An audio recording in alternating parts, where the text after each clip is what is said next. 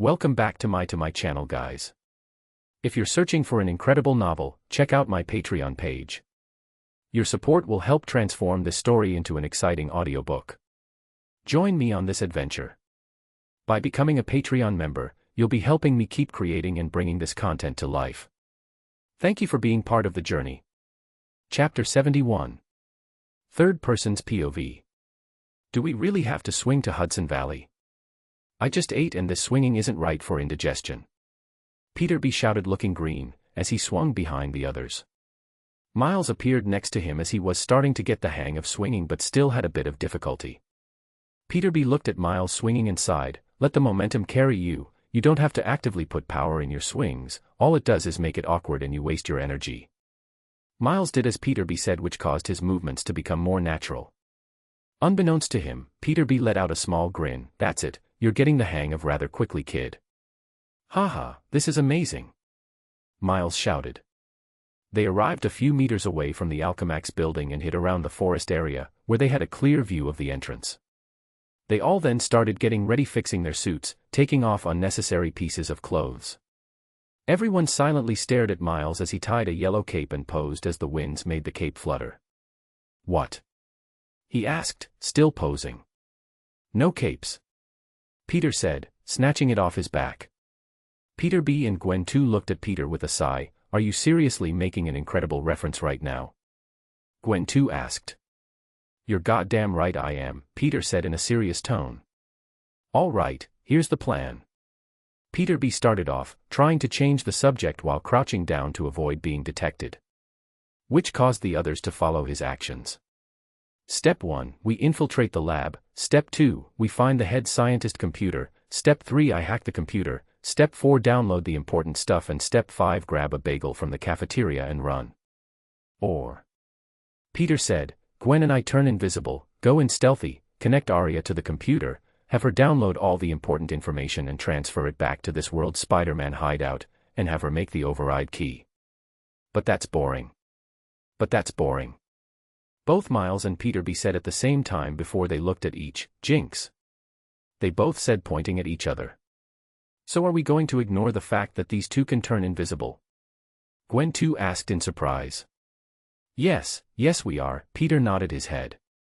Didn't you say you were training the kid? This could be a part of it. Peter B stated his case, putting a hand on Miles's shoulder. You did say we could use this chance to train Miles, so I don't see the harm of him going for it, Penny said from her spider mecha. Peter sighed. Very well, we'll go with your idea, but my Gwen and I are coming along. We will be invisible following the two of you, looking at Peter B and Miles.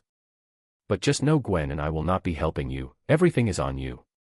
We will be there to just in case things go haywire, we will be the last resort. As for the rest, I will need you guys to stay out here in case things go south and need cover while we escape, Peter said while looking at the others. They nodded their heads in agreement as they went forth with the plan. Both Gwen and Peter both turned invisible as the others looked at where they were standing with a hint of jealousy. Invisibility is so cool, I wish I had it. I can just imagine all the cool things I could do, Spiderham said, shedding silent tears. I would have become an undetectable creature of the night, Spider-Noir muttered, looking lost in thought. Miles followed alongside Peter B as he crawled his way through the air vent, making as little noise as possible, while Peter and Gwen just casually walked through the front door, undetected. As they follow Peter B and Miles on the ground level, outside a new development happens. At first they were all seen laying around a hammock made from webs resting until they noticed a black van suddenly parked in front of the entrance, attracting Gwen 2's attention. Guys, you might want to see this. They all look over and see Kingpin exiting the van before talking to a scientist and heading back inside. Shit, they all simultaneously said. How do we warn them? Penny asked worriedly. Well, if we think about this logically, Peter and Gwen are inside invisible, so they should be able to spot him before he spots them. They would be able to inform Peter B and Miles, and work together if anything happens, Noir said with a hand on his chin. So we don't do anything? Gwen asked, irritated. If we hear a commotion inside, we will rush straight in. If not, we would just be informing everyone of our presence, Noir said, looking at Kingpin's van. At the same time, a warning sign came to Peter in his HUD inside his mask. Yo daddy-o, it looks like we have a guest. Peter didn't say anything and climbed towards the ceiling along the long vents, where he found Miles and Peter crawling through. "Heads up, Kingpin is here," he whispered inside the air vent, which they managed to pick up. "Got it," they whispered back and continued crawling ahead. Peter climbed back down and joined Gwen. Peter and Gwen waited for Kingpin, who appeared rather quickly with a female scientist in tow. On her chest her name was displayed as Dr. Olivia Octavius. They followed them inside what they assumed was her office. "Mr. Fisk, look at this data. I know you really can't understand it, but these are really good numbers." Dr. Olivia sat by her computer and typed out her password, which Peter caught from the openings of the air vent. "And password caught," he muttered to Miles. Dr. Olivia turned over her computer monitor and showed Fisk images of the after effects of the collider. "Mr. Fisk, if we fire again next week there could be a black hole under Brooklyn. You see this and this," she said excitedly while pointing towards different images. "These are multiple dimensions beginning to crash into each other." "Blah blah blah," Peter whispered, mimicking them with his hands. He put his arm around Miles. "This the norm for Spider-Man stakes. Watch this. Next he's going to say, 'You've got 24 hours, Peter deepened his voice. "You've got 24 hours, Kingpin said, just as Peter predicted. "What this means is there could be a rupture in the space-time continuum," Dr. Olivia tried to explain, following behind Kingpin as he was already leaving the room.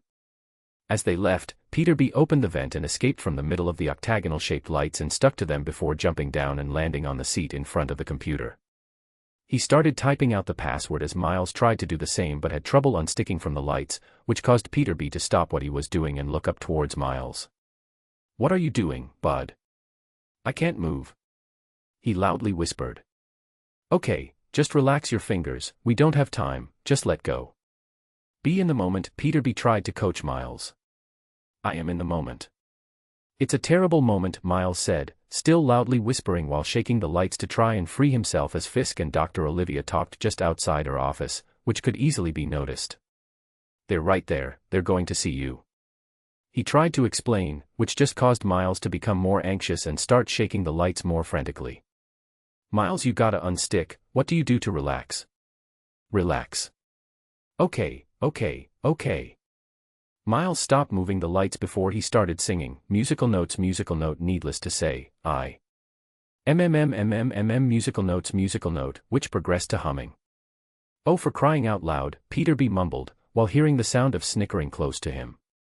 Musical note, Callan, it quits now, baby, I'm a wreck. Musical note, Miles continued to sing before slowly becoming unstuck. Musical note, oh, musical note, Miles sang as a hand became unstuck. He quickly lost balance, causing him to fall from the lights and onto the floor with a large bang. Teenagers are just the worst. Even though he was wearing a mask, one could tell he said that with a straight face. Chapter 72. Third Person's POV. Peter looked around and got up from his seat. "Miles, where did you go?" "I'm right here," he whispered loudly. "Where?" "I can't see you." "I'm right in front of you." Miles then looked at his hands in surprise. "Whoa, I turned invisible just like Peter and Gwen. This is awesome. I didn't know every Spider-Man had these powers." "That's because they don't," Peter said with a sigh. "Now that's seriously unfair. Either this is rare and you guys were lucky, or every Spider-Man could do this and I just so happened to miss out on the spider power lottery. It's rare." They heard the whispers of Peter and Gwen. "This world Spider-Man didn't have it either," Miles said.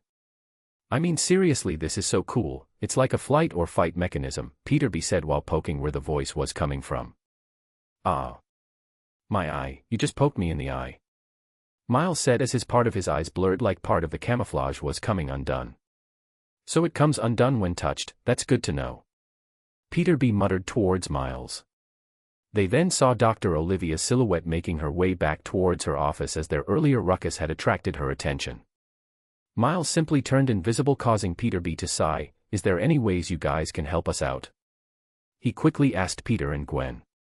"Nope," they both said simultaneously, popping the P, which caused Peter to sigh once more and turn towards where Miles turned invisible.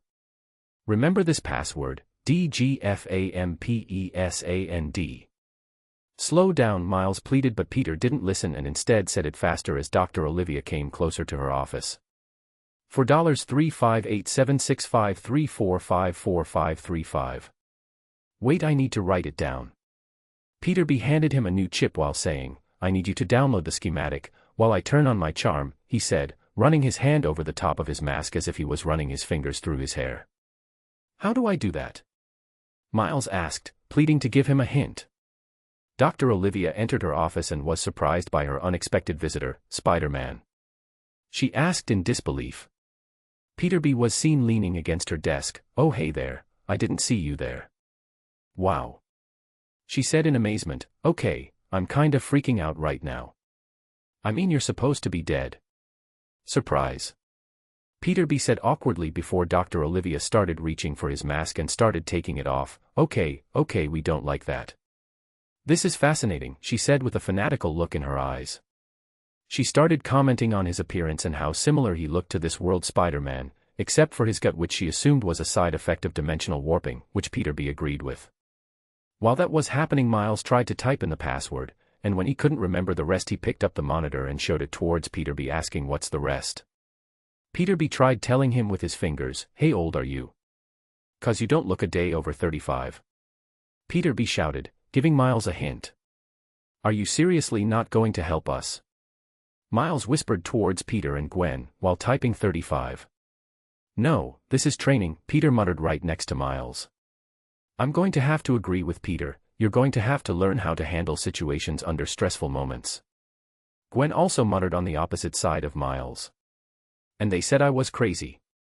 Dr. Olivia repeated while still examining Peter B. As Miles hit enter, the computer monitor showed a disorganized desktop filled with files scattered around on top of each other. This might pinch a little, Dr. Olivia said before pushing Peter B, who stumbled back and landed on a chair. As soon as he sat, the chair cuffed his hands and buckled him up, holding him in place. She took a cotton swab, opened his mouth and took a saliva sample, before taking it towards a microscope. Organize your desktop, lady, Miles mumbled. Wow, Dr. Olivia muttered, observing Peter B's DNA, complete cellular decay. While Dr. Olivia was busy studying his DNA, Peter B turned towards Miles' direction and saw a computer and a monitor floating leisurely towards the door. What are you doing? He whispered. I'm taking the whole thing, Miles muttered, motioning towards the things he was holding. Dr. Olivia turned towards Peter B. Obviously you've been glitching. Me? Glitching? No way. Peter B scoffed before he started glitching, but he wasn't the only one. Dr. Olivia heard two thuds on the floor and quickly turned towards the noise and saw two more Spider-Man pop into existence, glitching as well. Fuck, we forgot to take glitching into account, Peter groaned. I hate this, Gwen groaned alongside him. Dr. Olivia's eyes widened in astonishment. There's more of you, she whispered in excitement. Her octangular glasses gave off a glint and her smile slowly turned sinister, more experimental subjects to watch as they slowly decay, her voice getting louder alongside her excitement. Peter B, Miles, and Gwen slowly turned their heads towards heads in surprise as they couldn't believe what they just heard, while Peter sighed. Excuse me, but what did you say your name was again? Peter B asked nervously. Dr. Olivia Octavius, she said as she stood up and dropped her lab coat to the ground, showing her wearing a green tight suit. She tied her hair in a messy bun and took off her glasses as four tentacle-like arms sprouted from her back. The tentacles reached her face and green goggles formed. Her four tentacle arms stretched and reached for everyone in the room. Peter and Gwen jumped up and back from the ground as the tentacles slammed where they once stood, creating cracks on the ground. While Miles simply jumped back and avoided them, causing the tentacle to grab onto nothing but air. The only one that was able to get away was Peter B. As he was unable to move, the tentacle grabbed his neck and practically choke-slammed him onto the ground, still tied to the chair. Can I assume your friends call you Doc Ock? Peter B struggled to say as he was being choked. She just adjusted her gloves as she said, my friends actually call me Liv. My enemies actually call me Doc Ock. Is this a good time to ask for help from you guys now? Peter B asked Peter and Gwen. Yes it is, they both said before they started running towards them. Doc Ock tried to stop them by widely swinging her tentacles, making them unpredictable, but Peter and Gwen let their spidey senses guide them as they jumped and slid underneath them. Peter shot a web towards the middle of Peter B's strappings, causing them to turn green and release him. Peter B grabbed the tentacle off his neck, just in time as Gwen kicked her in the torso while Peter kicked her on her chin, which sent her flying back, crashing and breaking the screen window from her office. which caused the alarm to sound. While Miles looked unsure of what to do, they shot a web which hit an electric lock, which opened the door. "Run, Miles!" they all shouted as they all started running towards the exit. Chapter 73. Third person's POV. As they ran, their spidey sense rang, which caused them to turn around. For Peter, it was like the whole world had slowed down. He watched a large table break through a glass panel which separated each office and come flying towards them. As it approached, Peter turned back and slid underneath it. He shot his web at the table, which stopped it just in time from hitting the others, and flung it back towards Doc Ock, who threw it at them. Doc Ock's tentacle arms closed and pierced the table, stopping it on its track. Before flinging it off, but she didn't stop there. Her tentacle arms expanded, carrying her towards them at a fast pace, not caring about smashing the glass panels. It would grab anything it could get her hands on and throw it towards them at a very quick speed. But Peter's speed was quicker. He moved all around, pulling the thrown objects from the air back towards Doc Ock. To quickly stop all of the objects that came flying towards them, Peter turned around and got on one knee before putting a thumb on his organic web shooter. As he shot his webs, multiple strings came out instead of a singular long one. Each part hooked to a part of the office's window screen as it slowly created a large spider web, which caught all objects thrown. Peter turned around and shot a web to pull himself closer to the others, but not before throwing an object towards the spider web he created. Peter grabbed the monitor Miles was carrying and threw it to the side. "What was that for?" Miles shouted, undoing his invisibility as he didn't see the point of having it on. "We don't need it. Everything we will need is in there," he said, pointing towards the computer. When Doc Ock got towards the spider web, she said, "Smart tactic, but foolish if he thinks that's enough. Stop me." Her tentacles shredded through the spider webs and objects until she heard a beeping sound. She looked down and saw a blue and red ball that was flashing a red light roll to her feet. Her eyes widened in shock as it exploded, covering her entire body in webs. All she heard was the shout of Peter happily saying, "Boom." Miles, who was what happened, looked at Peter in shock. "Did you really create a grenade and fill it with webs? That's so freaking cool." "Yup. Web grenade for the win." Before they continued talking, they went through a door which led to a cafeteria, and multiple scientists were seen sitting down eating their lunch, which caused Peter and the others to freeze. Peter looked towards the side and saw a cart with bagels on them and took a few with him. "Don't mind if I do, all this running made me famished. Now the key to getting out of here is to act natural and act like you belong," Peter as he started walking with a bagel in hand. The others unconsciously followed behind him. One of the scientists sitting down turned her head and looked at them. "Spider-Man?" she asked in surprise. "I just have one of those face," he casually said, waving the bagel at her. The others turned around and quickly reached for their weapons before pointing it at them. "Freeze! Hands up!" she shouted. Peter handed Miles the bagel and took the computer in his hands. He turned towards Peter and Gwen and just casually said, "This is the part where they all start shooting while we make a run for it and they miraculously miss. Now run towards Terrence." Which they did. They ran towards Terrence and pushed past the door. Miles looked at the bagel on his hand, unsure on why he was holding it, and threw it towards the shooting mobs, which ended up hitting someone on the head. "Now swing through the trees," Peter said, jumping from the Terrence. "Is it because I'm black?" Miles shouted, following along. "Ha!" Peter laughed, a race quip at a time like this. "Ha ha ha, he's definitely ready to be Spider-Man." "Sorry, that just came out of nowhere when you told me to swing from the trees," Miles said, sounding embarrassed. Peter turned around and dove while giving them the middle finger and swung away. "Ha ha ha ha, suck it, losers." "Peter!" Gwen shouted as she jumped before covered her move with one hand, as she didn't mean to shout his name but quickly realized that everyone in the world already knew of his identity. Was that really necessary? Gwen went back to reprimanding him. "Oh come on, they are shooting energy bullets at us. I think it's well deserved," Peter said, justifying his reason. Gwen just sighed as Miles was having a hard time swinging through the trees. Peter looked back and saw this and shouted, "What's the matter, kid? Never swung through a shootout." "This is literally my second time swinging, so no," he shouted right back. One of the energy bullets ended up hitting Miles' web, which caused him to fall mid-swing. "Ah!" he shouted as he tried to recover. He ended up shooting his web towards a branch, but the branch was too skinny and small to hold his weight. Luckily for him, the snow was there to soften his landing, but that didn't stop it from hurting. He groaned as he got up, but that gave them the perfect opportunity for the scientists to catch up and start shooting him with weapons. Miles ran as they kept shooting him, dodging every shot thanks to his spidey sense. Peter appeared swinging upside down past him and towards the scientists while shouting, "Trust your senses, Miles. Let them guide you. No one wants you to stay safer than yourself, so jump and let your instinct direct your next moves." Peter let go of his web at his peak altitude before shooting his webs in between the scientists. He charged his fist with electricity and pulled himself towards them, slamming his electric-charged fist slam onto the ground. The area around them shook as electricity surged through the ground, hitting some of the scientists, knocking them out. Some of the trees were uprooted up the ground and part of the ground around Peter caved in due to the force of his punch. Peter swung his webs at two trees that were still standing and pulled back on them slightly. While holding his web, he released his hold, which sent him flying through the air above the trees. Spider slingshot, baby. Whoa. Meanwhile, as Miles now had more breathing room, he decided to follow Peter's advice. He took a deep breath before running up a tree and jumping off. He closed his eyes, shaking, but before he touched the ground his body reacted instinctively and shot a web towards the nearest tree. Miles reopened his eyes, which widened in excitement. Ha ha ha. I'm never going to get sick of this.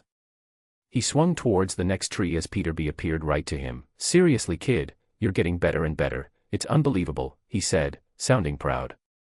But as they swung, they heard the sound of trees being turned down, which caused their spidey senses to go off. They saw Doc Ock with her hair and face covered with strings of webs, looking rather pissed. Don't think you're getting away that easily, Spider-Man. From her side she heard the voice of Gwen as she punched her in the face. Don't forget women too. As Doc Ock was thrown to the ground, Gwen landed right next to her and started freezing her tentacles in place with her ice. Seriously, you're a woman yourself. What happened to girl power? Gwen said, freezing her last tentacles. Seriously, she can use ice. Just where are you kids getting these powers from, and where can I get some of my own? Peter B shouted with envy. Chapter 74. Third person's POV. Seeing Doc Ock unable to move, Gwen went back into swinging, catching up with the others. Peter B and Gwen then started glitching, causing them to fall from the skies. Peter! Miles yelled out. As they fell, Penny swooped down on her mecha, catching Gwen on time, while Spider-Noir caught Peter B as Miles wasn't quick enough to catch him. Spider-Ham then appeared underneath the computer that Peter B accidentally released and started running around in circles with his arms out. I got it, I got it, I got, he kept repeating as the computer fell into his hands. Thanks, Gwen stayed towards Penny, while Peter B said the same towards Noir. Spider-Ham looked at the computer in his hand and made a shushing motion. SHHH, there's no need to say anything, I accept your gratitude. Meanwhile, Doc Ock's tentacle hands started spinning around rapidly inside the ice that held them in place and cut her way through them. As she got out, she sent her tentacle, which now appeared to have a saw at the end of it, towards Spider-Ham as he was the one with the computer.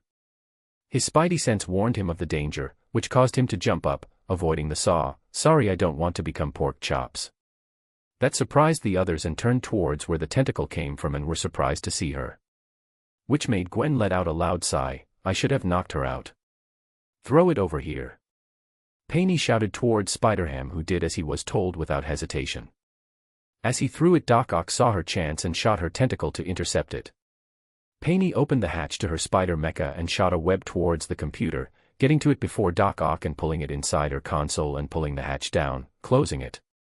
Doc Ock clicked her tongue. Worry not, although I was only planning on capture you all, I could afford to kill at least one or two of you. Her tentacles whipped all over the place, destroying some of the trees. She picked them up and threw them all towards them. They all jumped out of the way, letting their spidey senses guide them.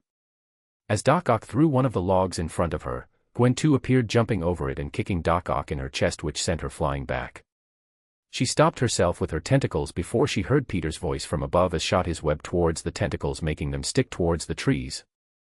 Sorry lady, but these hands are rated E, for everyone. Peter appeared from the sky, landing his fist across her face, which sent her body flying back. But due to her tentacles being held in place by the webs, she acted like a slingshot and came flying back from where she flew. She swung back and forth, before slowly losing momentum and stopping with her head down, with blood dripping down her mouth and eyes rolled to the back of her head. He turned towards the others, who were looking at him with their mouths open, and gave them a thumbs up, and that's what I call teamwork. Great job everyone. Wasn't that a little much? Gwen too asked with concern in her voice, watching the blood drop onto the snow-covered ground. Oh, that's nothing to worry about, Peter waved her off. Might I inform you she was trying to kill us, so being a little rough is okay in my book. Anyways, let's leave. We completed our mission and who knows if Kingpin will send reinforcements, so let's skedaddle. With that, Peter shot his web towards the trees and swung away. The others looked at each and swung after Peter. As they were leaving, Peter turned towards Miles and said, "And that's what not to do when dealing with your villains, you got it, kid." Miles nodded his head, following behind them. Soon after, the spiders were a few miles ahead. The scientists weren't able to catch up, so they helped Dr. Olivia unties her from the tree and helps her up by putting her hand over their shoulders, dragging her back towards Algamation, where Kingpin was watching from the terrace looking annoyed and holding a broken pen. Dr. Olivia appeared before Kingpin with blood covering her front. "I killed Spider-Man. So explain to me why I see a bunch of them swinging about," Kingpin said angrily. She just smiled, exposing her bloody gums and teeth. No, this is good. This is actually very good." Her voice trembled with excitement. "Do you have any idea what this means?" Seeing that Kingpin wasn't getting, she sighed before she explained, "This just means my collider works. Those spiders are living proof that there exist multiple universes out there. We would be able to get your family back. All we have to do is kill a couple of spiders. It shouldn't be that hard, right? You've done it before." Kingpin didn't say anything else and turned around, walking away. "The deadline still stands. I want my collider up and running by tomorrow." "Our collider," she said, but Kingpin ignores her. Kingpin turned towards Tombstone that was next to him. "I need you to make some calls, some who have a common interest and were dissatisfied by how things ended previously." "How many?" Tombstone asked. The last thing Olivia Octavius hears is Kingpin saying, "As many as you can, we have a spider infestation after all." They all stood beside each other as they rang the doorbell at Aunt May's house. As she opened the door, she smiled warmly at them. "I see, it looks like your mission was a success." Miles looked down, afraid to look at Aunt May, feeling guilty. She then notices two other additions and pauses, looking at Peter in shock. She slowly walks towards him and puts a hand on his as she mutters, "Peter. Sorry, I'm..." Before he could correct her, she interrupted him. "A different Peter, I know. I wasn't born yesterday," she rebutted with a smile while shaking her head. "Sorry," he said with an awkward smile. She just continued to hold his face, smiling. "Life hasn't been treating you well, has it? You look tired, Peter." He sighed and shook her head. "I am tired," he chuckled with self-deprecation. Aunt May looks him over and teases, "And older and much thicker too." I know. Seeing that they were finishing, Miles took the courage to step up. "I was there when it happened." But Aunt May stood him too and just gave him a hug. "I know. You're just a kid. This isn't something you should be worrying about. Do you mind if we use the shed once more?" Peter asked after realizing they were finished. She just threw him the keys to the shed, which he easily caught with one hand. "You don't need me to lead the way again, do you?" she asked with a raised brow. Peter smirked. "No, I got it, thanks." She headed back inside while the others made their way towards the shed, where they took the elevator down towards the bottom floor. Peter connected the computer with and started extracting the information of the override key with Aria's help. And while that happened, the others turned towards Miles. "Surprise attack!" Noir yelled out of the nowhere, taking Miles by surprise as Noir swept his leg, causing him to fall. "Ow! What was that for?" Miles said, standing up. "The plan was to have you send us home, but are you up for it?" Noir asked in a serious tone. "What? Of course I am. This was a mission entrusted to me." "It may have been entrusted to you, but how would we be able to put our trust on you? We were watching how you handled yourself out there and it wasn't a pretty sight. You were just running for your life. You didn't fight or anything. Kingpin will most likely send me after us, so you have to be ready. Surprise attack!" Noir shouted once more, knocking Miles down once again. "Have you ever been in a fight?" he asked. "Well, no." They all then started to overwhelm Miles with a multitude of questions about his skills and worthiness. "Guys, stop it already," Peter said, taking a stand to defend Miles. "He may not be able to do some of the things you've said, but he has other great skills. He can turn invisible like that." Peter and Gwen, "Show them, Miles." Miles looked at his hands and grunted, "I can't do it on command." "He can also do the zappy hand thing. Show Miles." Once more he grunted with his hands out, but nothing happened. I bet he has other great skills. Those are the only ones. There was a heavy silence, and just as Miles was about to disappear, he heard Peter's voice. You're supposed to blend into your surroundings, not simply disappear. You're not turning invisible, just camouflaging. And you're supposed to let the electricity flow through your body. Electricity/lightning is too chaotic to be controlled properly and precisely, so you must direct it where you want it to go, kinda like how wires transfer/direct power from one place to another.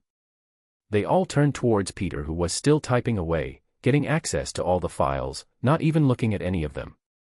Miles didn't say anything but nodded his head before closing his eyes and disappearing from their view. And leaving the place, Peter looked at the others in frustration. Was that really necessary? He asked as he saw the elevator start rising up and disappear. It was, Peter said, finally looking at them. Miles doesn't have any real confidence in himself at the moment. So they tore down his fake confidence and left him naked so he could discover it himself. You could have been nicer about it, and helped him find the confidence he needed, not just jump him like that, Peter retorted. That's the thing, the confidence he needs isn't something others can give him. This is the type of confidence only you yourself can find, Peter said, still not looking at them. Peter sighed before shaking his head. Meanwhile Penny looked at the large monitor. Hey, do you mind if I do it? If I do, it should be done fairly easily with my bestie's help, plus it's time I should give you guys a view of my expertise. She patted the mecha spider. Sure, go ahead, Peter said before turning back towards Arya and asking her, are her inventions there? 'Cause if they are, I just thought of a really good idea. Arya paused before pulling up a file of a blueprint of 4 tentacles, causing Peter to grin widely. Here you go, Daddy, Arya's cute voice announced. Peter turned towards the others and asked, are you guys in need of a suit upgrade? No, not really, they all said, satisfied with what they had and saw no need to change. Peter nodded and turned towards Gwen. Let's go and change, I think it's time we have a suit upgrade. Gwen looked at the screen and then at Peter before an idea of what Peter was planning formed in her head, causing her to smile and nod her head. Let's go then. Chapter 75. Third person's POV. After the recent unsettling events, Miles sought refuge in the only place that offered comfort and support, his Uncle Aaron's apartment. Climbing up the fire escape, Miles peered through the window to check for any signs of occupancy. Noticing the emptiness, Miles stealthily entered and decided to leave a note. Dear Uncle Aaron, Miles muttered, I gotta do something and I don't know if I can do it. I'm scared, man. I'm just tired of letting everyone down, you're the only one I can talk to. Miles halted as he detected movement, freezing at the sight of an imposing black figure near the window he had entered. Gasping, he observed as the figure lifted the window, prompting Miles to quietly run and conceal himself. The Prowler, the mysterious figure, stood vigilantly, scanning the area with a visor attempting to detect anomalies. Miles cautiously moved behind a couch, avoiding the Prowler who was slowly advancing in the opposite direction. The Prowler suddenly turned and locked eyes with Miles behind the couch. Fortunately, Miles turned invisible at the right moment, evading detection even from the Prowler's advanced gear. Miles' breath quickened, he covered his mouth with his hands, but fear still gripped his heart. In Miles' mind, the only sound was the rhythmic beating of his own heart. He remained motionless, fearing any sudden movement that might alert the Prowler. The Prowler tapped on his earpiece and spoke, maintaining direct eye contact with the spot where Miles was concealed but unable to detect him. Hello, Mr. Fisk. I have the security tapes from the tunnel right here, he conveyed, his voice resonating with a deep, robotic, and artificial tone. As the Prowler remained engrossed in his conversation, declaring, if the kid's out there, I'll find him, Miles began crawling backward in an attempt to escape undetected. Unmasking himself, the Prowler revealed his true face and switched to his authentic voice, stating, You know me, sir. I don't ever quit. Miles sat there, eyes widened in disbelief, realizing the shocking truth, the Prowler was none other than his Uncle Aaron. Witnessing his Uncle Aaron moving about the apartment, Miles crawled back toward the window in a frantic attempt to escape. In his agitated state, he inadvertently brushed against the leaves of a plant, creating a rustling sound as he made his way back to the fire escape he had initially entered. Uncle Aaron's head snapped towards the window, alerted by the ruffling of his plant. Swiftly donning his mask again, he sprinted toward the window, spotting a now visible Miles, unaware that the elusive kid he was pursuing was, in fact, his own nephew. Thus began the chase, the Prowler's purple gear glowing in the night as he pursued Miles, who desperately tried to escape. Meanwhile, music reverberated throughout the underground base, where Penny, Gwen, and Peter were bustling about. Peter tapped the side of Penny's mecha and shouted, "All right, big guy, I just need you to use your lasers on this last part, and we should all be close to finishing." Inside her mecha, Penny moved around, swiping her control panel while leisurely chewing bubble gum. The spider mecha lifted its leg over a small circuit board, emitting a tiny red laser for a few seconds before stopping. "Thanks, you too," Peter expressed. The face screen of the mecha displayed a thumbs-up emoticon. "All right, Arya, run one final test." "How fast do the limbs respond to the neural messages?" Gwen asked, adding the last finishing touches to her suit. "Testing," Arya said, her voice turning robotic, as she was on duty and took her work seriously. "At the moment, it takes around 5 milliseconds for the legs to respond to the neuron signal," Arya reported. Peter sighed upon hearing that, surprising Gwen and Penny.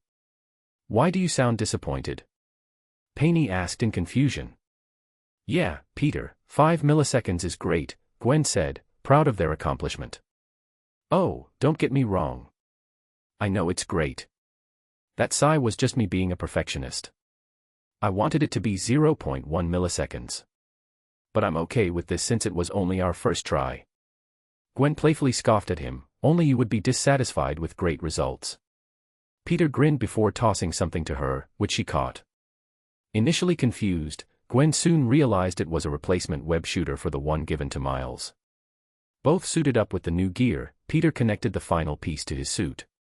Dusting off his hands, he smirked at Gwen, saying, "So, ready to try it on?" Excitedly nodding, Gwen took hold of her new suit, declaring, "What are we waiting for? Let's try them on already." Peter and Gwen swiftly vanished, leaving Penny to complete the final wiring towards the goober. After her work was finished, Peter and Gwen reappeared, donning their new outfits. Gwen's suit featured predominantly white and black colors with pink and ice blue accents. Her white hood had a touch of white fur resembling ice, and something white clung to her back. Image: Gwen's suit. Peter's Spider-Man suit displayed a dark blue with glowing blue accents and a spider symbol. His hood also took on a blue color, and a similar feature to Gwen's was visible on his back but in blue. Image: Peter's suit. "Ready?" Peter asked with a hidden smirk beneath his mask. Gwen smirked as well, nodding. "Ready." Flexing their shoulders, 4 spider limbs simultaneously popped out from the objects on their backs. Peter's were dark blue with glowing blue tips, reflecting his electrical abilities, while Gwen's were white with light blue tips, giving them a colder appearance to represent her ice abilities. "Looking pretty good, guys," Penny exclaimed, appreciating their new looks. They both thanked her before distancing themselves. Peter commanded the limbs, making them perform stabbing and scratching motions. Gwen made 2 spider limbs support her, then walked with them. She jumped, curling the limbs around her protectively before landing safely. "Hey, Gwen," Peter called out, chuckling. Gwen looked at Peter in confusion. Peter extended one limb toward her, asking, "Wanna touch tips?" Gwen blushed and ran towards Peter, slashing her new limbs at him. "You're disgusting." "Why would you say that?" Peter laughed, dodging her slashes with his spidey sense. Meanwhile, Penny shook her head, not accustomed to such crude jokes, and decided to redirect their focus. "Let's go back upstairs and show the others. I already completed the goober," Penny suggested. They stopped fooling around and followed Penny towards the elevator. Before they entered, Arya flashed red lights, signaling an emergency. "Emergency. Emergency. Emergency." Arya repeated, showing them Miles being chased by the Prowler. However, the Prowler let him escape so Miles could lead him toward the other spiders. "It looks like they have an idea where we are based on the direction Miles is running towards. Multiple villains this world Spider-Man has faced are quickly making their way here," Arya informed them. "Let's go, we have to inform the others upstairs." Penny rushed towards the elevator, with Peter and Gwen following closely behind. "We have an emergency on our hands. Miles is accidentally leading a group of supervillains here as we speak," Peter urgently informed everyone, jolting them from their initial casual state. The news spurred them into action. "Since they don't know we know they're coming, we can be the first to strike," throwing them off their plans, Peter strategized, a sentiment the others quickly agreed with. Chapter 76. Third Person's POV. Miles burst through Aunt May's front door with a frantic, panicked look, his mask pulled over his head. "My uncle," Miles struggled to say, "my Uncle Aaron, he's the Prowler, the one that has been chasing after me." "Slow down, Miles," Peter softly said, attempting to calm him down. "We don't have time, we're surrounded." "Mask down, kid," Peter interrupted, rushing outside with the others. Peter picked him up, pulled down his mask, and carried him outside. What's going on?" Miles asked with worry. "Aunt May, stay inside and be hidden," Peter warned, explaining to Miles that he was being followed. As soon as Peter dragged Miles out, he witnessed Peter kicking Doc Ock back and away from the front door of Aunt May's house. "Duck!" Peter shouted towards Miles and Peter and they followed the command. Leaning all the way back, Peter shot 2 webs over their heads before yanking them towards Doc Ock. The bodies of Tombstone and Scorpion flew over the heads of Peter and Miles, heading towards Doc Ock, who caught them with her tentacle arms. "Esta maldita araña cono," Scorpion cursed as he was pulled and thrown. Translation: "This fucking spider, damn it." "Maldita tu madre," Peter replied in perfect Spanish with a smirk, just as Doc Ock's tentacle turned into a saw, attempting to cut him. A/N. Some words/curses are difficult to translate from Spanish to English, so bear with me as my Dominican blood takes over. Translation: "Your fucking mother," or, "your bitch of a mother." As Peter rolled away from the saw, Doc Ock seized the opportunity to rapidly extend her tentacle arm and grab the goober from the hands of the unsuspecting Paney. Paney, realizing the situation, clicked her tongue and swiftly ran towards her mecha before jumping in, transforming it into battle mode. Gwen jumped from a surrounding building, swiftly shooting her web at the goober in Doc Ock's tentacle, successfully taking it away. However, a blurred figure swooped down and grabbed it from her hands with a large metal beak before flying away. "What?" Gwen couldn't help but shout in surprise, looking up to see a man dressed in a green bird costume with a large beak over his mouth. "Aria, who is that?" Gwen asked, chasing after the figure. "Based on the data I have collected, he is known in this world as the Vulture, one of this world's Spider-Man main villains," Aria explained, showing his file to Gwen. Gwen shot one of her fastest webs from her web shooter towards him, holding him as the Vulture flapped his wings to escape. Almost successful, if not for Gwen's strength. She took hold of her web with both hands and pulled the Vulture towards her. "Ah!" The Vulture screamed as he was pulled. He used the pulling momentum to his advantage and dove towards Gwen with a glare. Gwen, anticipating his move, sprouted spider legs from her back as the Vulture approached. She caught his beak with both hands, using the legs to stop herself from being pushed back and preventing him from flying away. As he thrashed around, she webbed his legs together before prying open his metal beak. "Stop, let go of me, you crazy bitch. I will pay good money if I just killed you," he shouted while still thrashing around.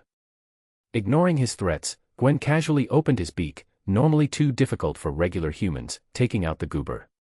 She shot a web inside, shutting up his mouth. "Normally, good birdies sing beautiful songs. Your voice is simply annoying," she teased, pretending to clean her ear, leaving him muffled and yelling in frustration. Her spidey sense suddenly tingled, prompting Gwen to execute a beautiful backflip, evading a large vibration sent her way, which destroyed the ground in its path. Before the attacker could continue, multiple webs shot towards his gauntlets, the source of the vibrations, stopping it from working. "What?"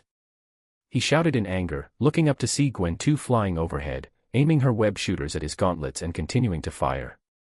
"What are you doing over here?" Gwen asked Gwen 2 with a smile and a wave. Gwen 2 continued webbing up the attacker before answering, "I saw you running after someone and then being secretly chased. I followed behind him in case you need support." "Thanks," Gwen replied, this time not needing to ask Aria anything as she immediately knew what Gwen was going to inquire. "Another Spider-Man villain going by the alias of Shocker," Aria said, displaying Shocker's file, similar to what she did with the Vulture. "Thanks, Aria. Happy to help, Mother." Gwen smiled before turning to Gwen 2, "What about the others, are they okay?" "I'm not sure, but they should be fine. It's mostly a free-for-all out there." Gwen 2 shouted back. "You spiders are so annoying. Doc Ock growled with anger. Meanwhile, Scorpion was just surprised someone understood Spanish. Before he could say anything about it, Peter B rushed towards him, while Noir headed for Tombstone. Doc Ock's tentacles swirled all over the place, attempting to catch Peter, but he effortlessly dodged them. She grabbed a parked car and threw it at Peter. "Just stand still and let me hit you," she shouted as Peter sprouted legs from his back, catching the car and carefully placing it down without further damage. She stopped, staring at Peter with widened eyes. Veins started protruding from her forehead as she pointed at him in anger. Why you fucking thief, you stole my invention." Peter looked at his mechanical spider legs and put on a mocking pondering pose. "Did I? Huh, well, would you look at that, I guess I did." Overwhelmed with anger, she propelled herself towards Peter using two of her tentacles while stretching the other two to grab onto him. Peter's spider legs compacted behind him, making him leaner. He easily avoided her by ducking under and weaving between her tentacles, running forward. "Sorry, my eight-legged sister," Peter said, re-extending his spider legs, cutting off her two extended tentacles. "It looks like mine are better than yours," he added as two spider legs lodged into the ground, giving him support to kick her in the unguarded stomach with both his legs. Her stomach caved in slightly, causing spit and a bit of vomit to escape Doc Ock's mouth as she was sent flying back, crashing onto the house in front of them and destroying the walls. Peter heard Peter B shout to Miles, "Kid, what are you still doing here? Get away from here quick." Miles, panicking, tried to turn invisible and run away. As he ran, his spidey sense tingled, and he jumped to the side, avoiding the Prowler's invisible attack. As Miles dodged, the Prowler charged his advance boots, which glowed purple with power, and shot himself towards Miles at a fast speed, tackling him through one of the houses. They flipped around one another as the Prowler tried to catch him, and Miles tried to escape. Luckily, due to Miles' strength, he managed to push the Prowler away before running to the only available place, up the stairs from the house he got tackled in. As he ran up the stairs, the Prowler's boots glowed purple with power again, tackling Miles upwards right through the ceiling, landing perfectly on the edge of the rooftop with his hands on Miles's throat. "Sorry, kid, you were just at the wrong place at the wrong time," he said as he extended his other hand, causing claws to extend from his metal gloves. Miles quickly took off his mask, seeing no other way to escape. "Uncle Aaron, it's me, it's me." The Prowler's eyes widened in disbelief. "Miles?" he questioned before frantically shaking his head. No, he muttered while taking off his own mask. He then heard Kingpin's voice through his earpiece. "What are you waiting for? Kill him already."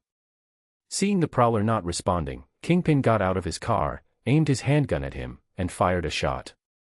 Just as he was pulling the trigger, Peter shouted from across the street, "Hey fat ass, ever had the taste of octopus before?" As Kingpin fired the shot, Doc Ock's unconscious body slammed into him, causing the trajectory of the bullet to change its course. Instead of directly hitting the Prowler, it scraped along his arm, changing his fate from being killed. Off in the distance, the sound of sirens was heard as they made their way toward their direction. Chapter 77. Third Person's POV. The Prowler held his arm in pain as blood flowed freely from his injury. "Uncle Aaron." Miles couldn't help but shout with worry. He looked towards where the shot came from and saw Kingpin push Doc Ock's body off of him. Spotting Peter running towards them, he gave him a grateful look before turning back to his uncle. Miles was unsure of what to do as he looked at the injury before remembering the web shooter he had on.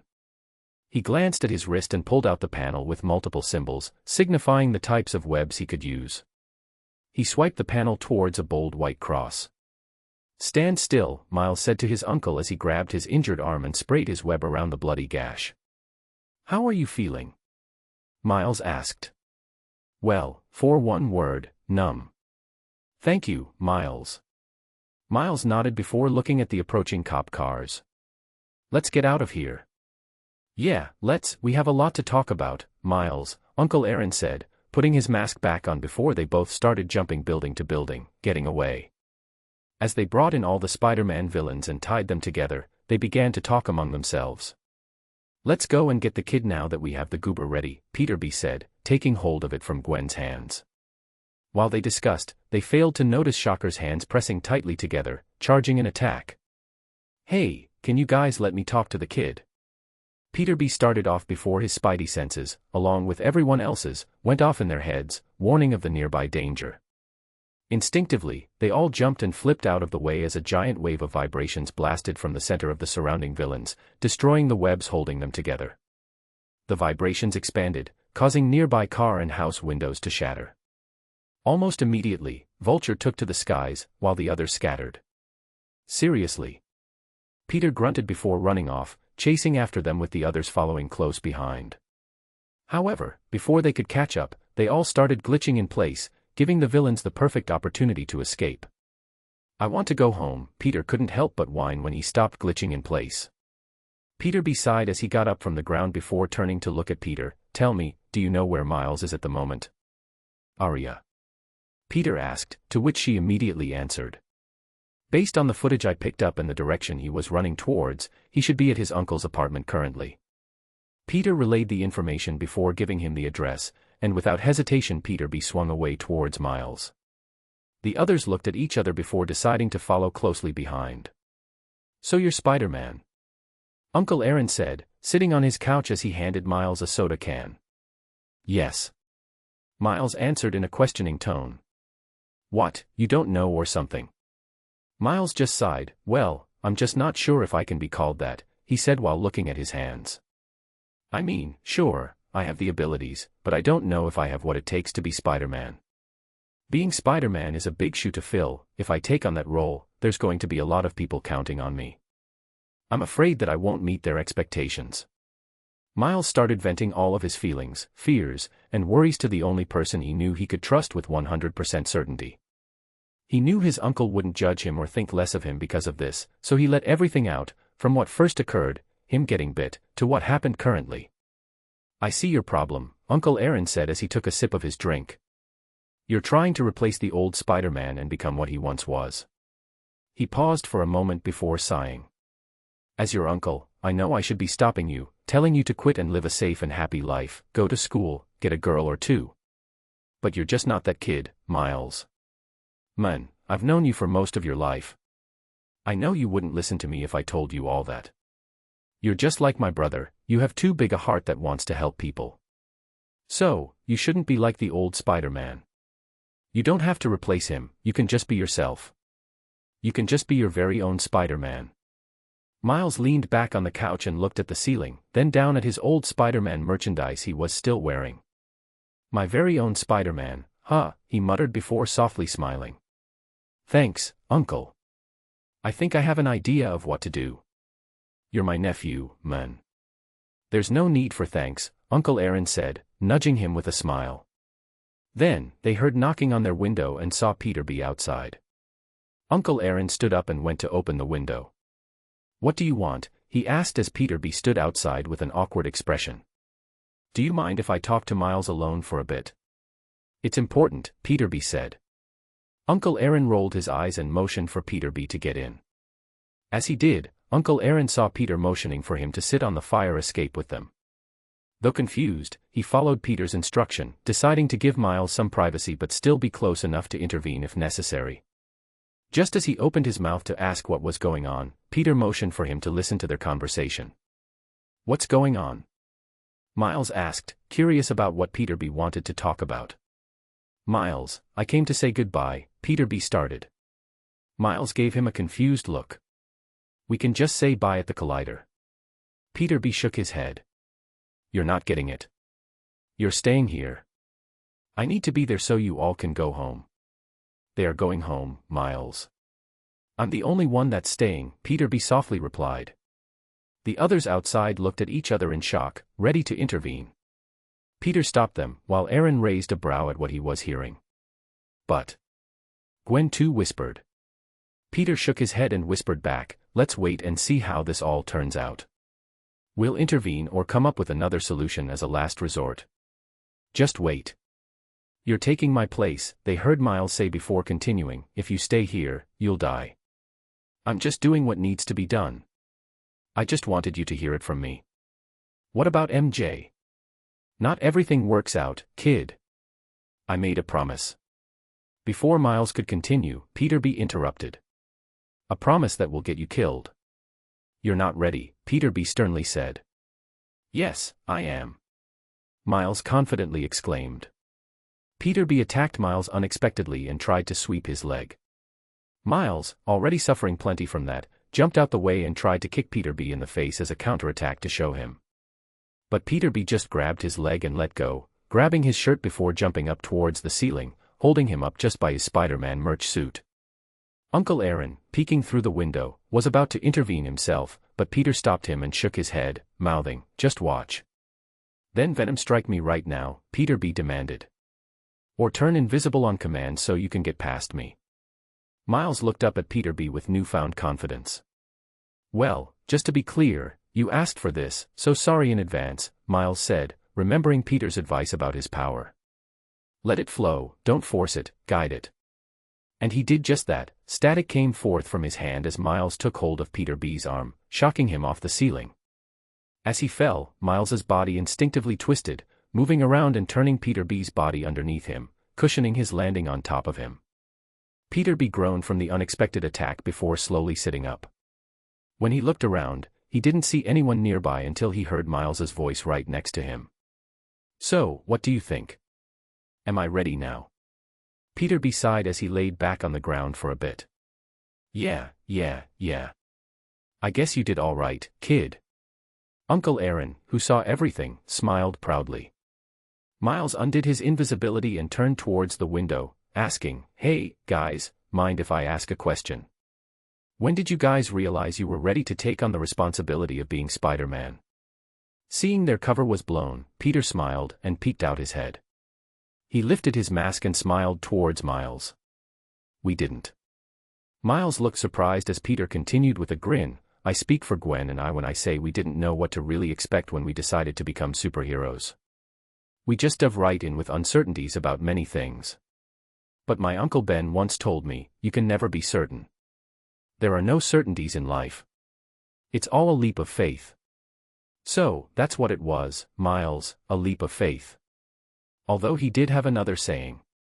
He paused, causing mostly every spider-person to groan out loud. "Now repeat after me," Peter cheerfully said, "with great power comes great responsibility." They all said in unison in a tired tone, as if those words clung to them like a ghost. Miles chuckled before looking at his hands once more. "A leap of faith," he muttered before nodding his head.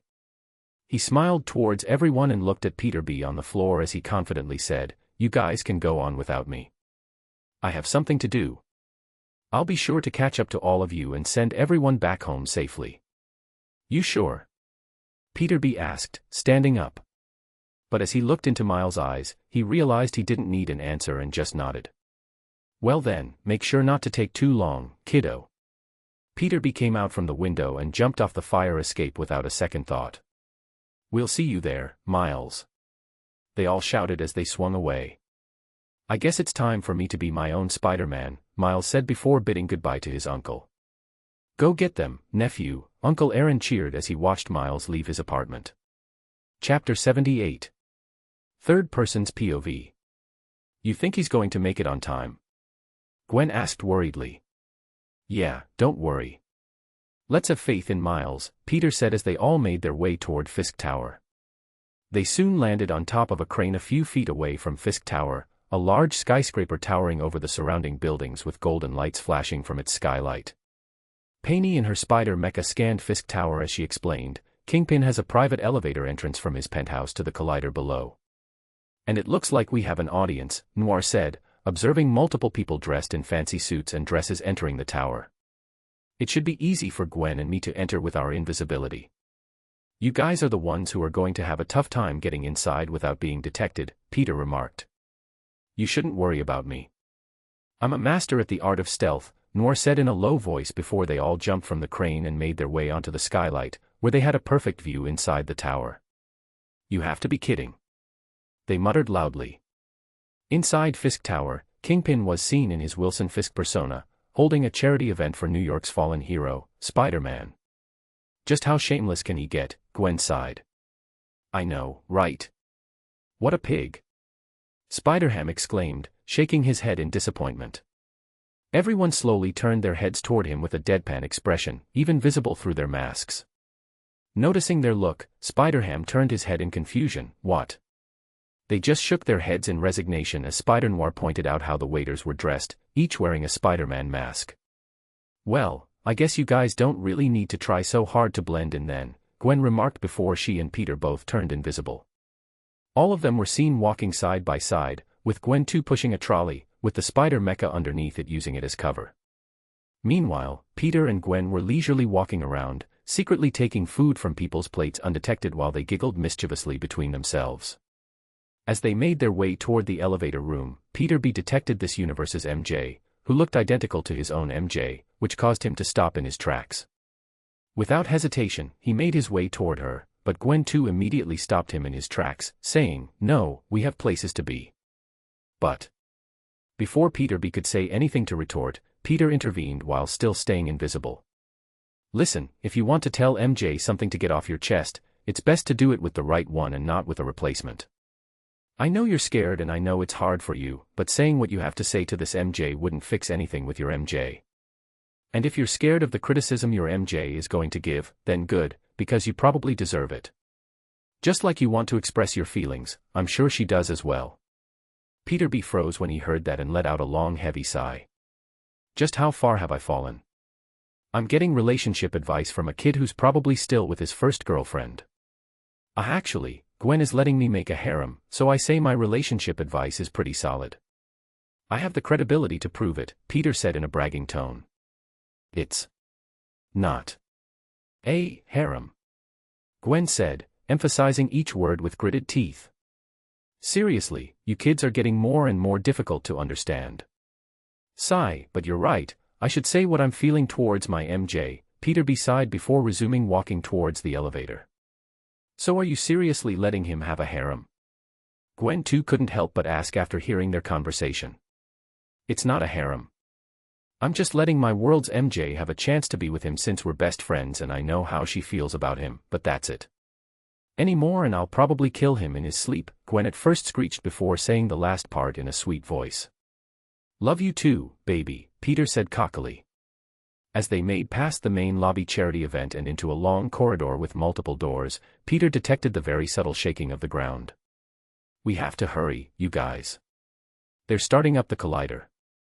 The others felt it as well and crawled up towards the ceiling to remain undetected and crawl towards the only door with guards standing in front, while Peter and Gwen just ran on the ground level. The two guards, after letting Kingpin pass through, suddenly heard the whispers of Peter before feeling their heads pushed into each other, knocking them out. Night, don't let the spider bug bite. Noir and Spiderham both webbed the two guards up towards the ceiling so they wouldn't be found quickly. They rushed inside the door and made their way towards the elevator.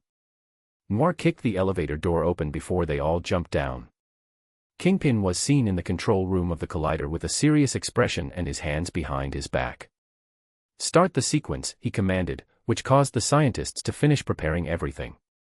Arya, can you slow down or at least stop the collider from firing up for now? Peter asked as they ran through the top of the collider close to reaching the front of it. I can't. She responded, sounding disappointed with herself. There's a firewall that's stopping me from gaining access to it. It would take a few minutes to encrypt it and disable it, but by the time I would be finished, it would be too late. As they reached the front of the collider they realized it was too late. The collider fired at each causing the red beam of energy to collide into each other.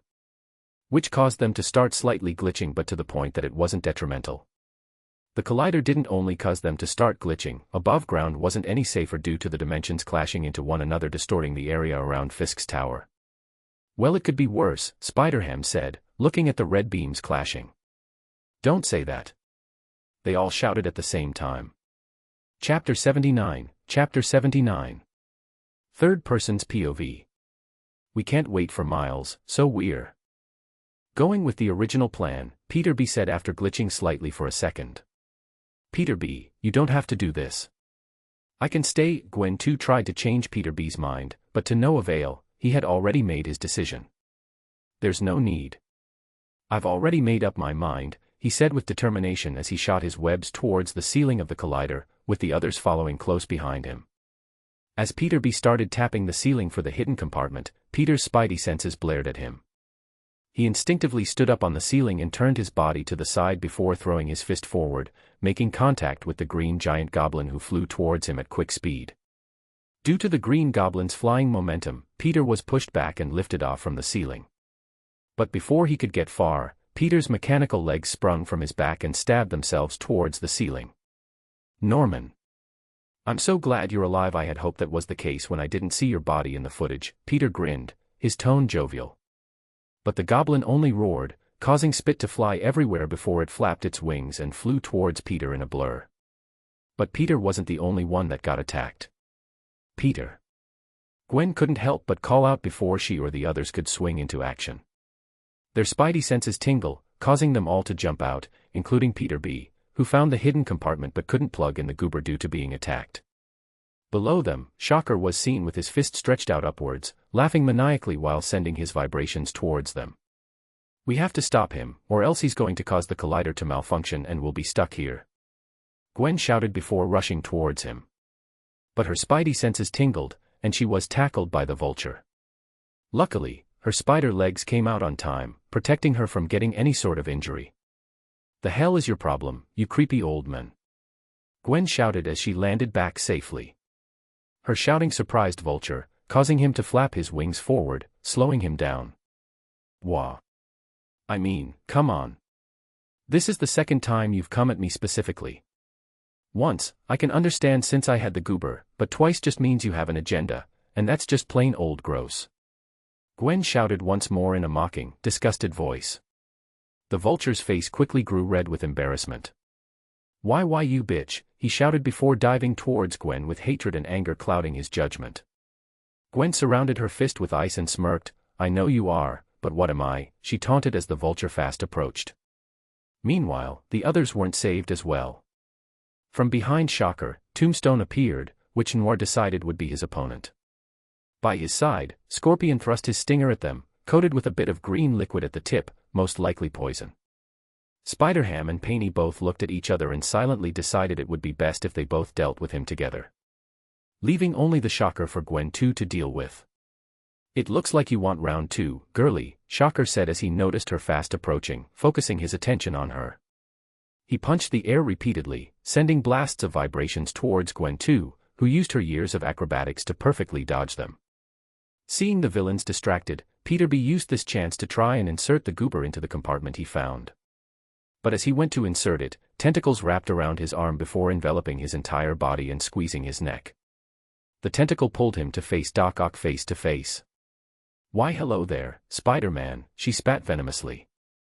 It appears you have something for me, she said in a mocking tone, wrapping her fixed, previously destroyed, tentacles harder around Peter B. Hey, Lizzie, long time no see, Peter B.'s voice strained as he was being choked. You look different, did you do something with your hair? I gotta say, it looks nice. Meanwhile, Peter was having a blast fighting the Green Goblin. They flew and swung around the place, with Peter slashing his spider legs at him while Green Goblin threw heavy punches towards Peter. Peter made sure to be careful not to damage the collider as he battled the goblin. The goblin surprised Peter by grabbing him by his tail and sending him flying towards the side of the wall, causing it to cave in slightly. It's always the fucking tail, Peter groaned in annoyance before he saw a small orange pumpkin flashing a red light. Peter's eyes widened as he surrounded himself with electricity, launching himself from the wall and shooting his web towards the pumpkin. He threw it back perfectly towards the Green Goblin, who wasn't expecting it. The flashing red lights quickened before exploding on his face. Peter smirked as he watched the Green Goblin fall. Quickly swinging his way towards the goblin, Peter caught him with a web as he was falling. He then grabbed the web with 2 hands before spinning in the air slightly as he threw him towards the wall as payback, causing spit to unintentionally come out of the goblin's mouth. As the goblin clung to the wall, it grabbed the web stuck on him in pain and yanked it towards himself. Peter, being pulled, smirked, as that was his plan all along. When the goblin saw Peter, it extended its fist, trying to punch him. But Peter simply leaned back midair. As he leaned back, he saw the goblin's fist brush in front of his face underneath it before shooting the walls with his web and pulling himself towards the goblin, which added more force to when he was getting pulled. Both of Peter's feet sank onto the goblin's stomach, causing it to puke out purple blood. While he sank onto the goblin, Peter pulled more on the wall, causing the green goblin to cave into the wall some more. The goblin's eyes rolled to the back of his head due to the force of Peter's kick. You probably can't hear me, so although you aren't my Norman, you'll have to do. I call this next move, trauma dumbing, Peter muttered. Peter started to punch the unconscious goblin in the face for a few seconds before stopping and aiming its spider legs right on its forehead. He stayed silent for a few seconds before lowering the spider legs away and letting out a sigh. I know I should probably kill him. I know I should do it. Myself, more than anyone in the world should know why I should do it. Peter touched the spider symbol on his chest. But that's not the reason why I became Spider-Man. That's not the reason why I wear this symbol on my chest. One of the reasons Spider-Man was so beloved and adorned by everyone, no matter the age, is his determination to not give up and help those around him, even those that did him wrong. It's one of the reasons why I adored the original Spider-Man. It was one of the reasons why he was my hero. Peter didn't say anything as he started to wrap the green goblin in more webs that were very difficult to break out of. Meanwhile, everyone was still engaging in their fights with their opponents, some close to finishing their fights, while some were still having difficulty. Due to the multiple hits the vulture had taken, his speed had decreased significantly. Gwen pulled herself towards the ceiling before pushing herself towards the vulture's back, who was too slow to dodge. As she kicked him and her foot touched his back, frost started to spread throughout his suit. Due to the force of Gwen's kick, the vulture was plunged towards the ground, shattering his entire suit upon crashing, leaving him unconscious and mostly naked, which caused Gwen to cover her mouth and try not to throw up. Meanwhile, Doc Ock, who had Peter be wrapped around her tentacles, just scoffed. Enough of this, I have had enough of your jokes, Spider-Man. I'll kill you right here and now, she said with a wicked grin and a glint off her glasses. Just as she was about to plunge her free tentacle into Peter B, it suddenly stopped. No matter how much she tried to command it to move, it just wouldn't budge. She looked at the tentacle, a bit confused. Did I mess up the repairs, she thought to herself.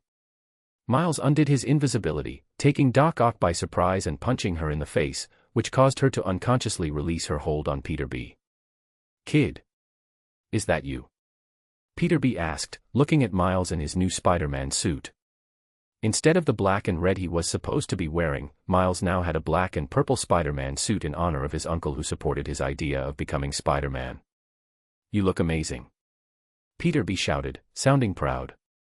Yo Miles, looking good, my guy. Peter said while carrying an unconscious green goblin on his shoulder, walking towards them. Their spidey senses flared up once more, making them jump out of the way as Doc Ock threw the metallic ceiling tiles at them. They sensed more danger, causing them to move around. People with laser guns were rushing out, aiming at everyone and trying to shoot them down. This is going to be difficult, Peter B sighed. No, it's not, Gwen said, appearing before them after her battle with Vulture. She's right, this is going to be easy, Peter said, putting down the goblin and dodging the laser bullets. Gwen and I will deal with the foot soldiers while the two of you will deal with the hentai tentacle fetish lady. Miles and Peter B nodded, agreeing with the plan.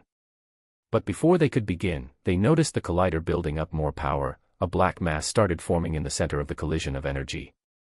Let's finish this quickly. Peter B shouted as he and Miles ran towards Doc Ock. Luckily for you guys, this spider was built for speed, Peter said with a savage grin as electricity crackled around him slightly, while his spider suit glowed more blue. He quickly became a blur, leaving behind a blue trail thanks to his suit. Everywhere Peter passed, the bodies of the soldiers fell unconscious, no matter how many times they tried to stop him by shooting at him. Gwen followed close behind, freezing people in place while disarming them, but not as quickly as Peter. After all, just like he said, he was made for speed. The others quickly joined after finishing their battles, leaving Scorpion, Tombstone, and Shocker unconscious.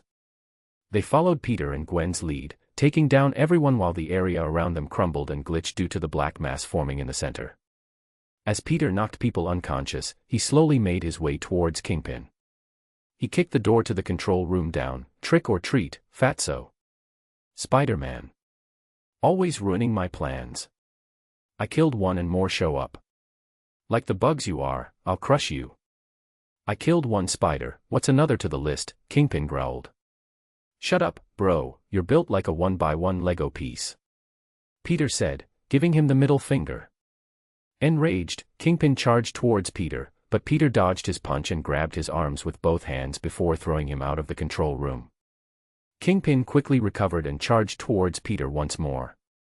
Jesus Christ, man, I have super strength and I still had trouble picking you up. How much do you weigh? Peter kept taunting Kingpin while easily dodging his attacks. As to Peter, he was too slow. Peter then got serious and started counterattacking. Each punch he delivered bruised Kingpin's body even with his durability. Peter shot his webs towards Kingpin's legs and yanked him off his feet before he had a chance to react. Earthquake. Everyone, take cover. Peter taunted, angering Kingpin further. Before he could get up, Peter caught him on top of him and started punching him in the face until blood started leaking and teeth started disappearing from his mouth. This punch is punch for punch. A. Punch. U. Punch. N. Punch. T. Punch. Space. Punch. M. Punch. A. Punch. Y. Punch. A/N. Peter literally said the word space out loud, just to be clear, LOL.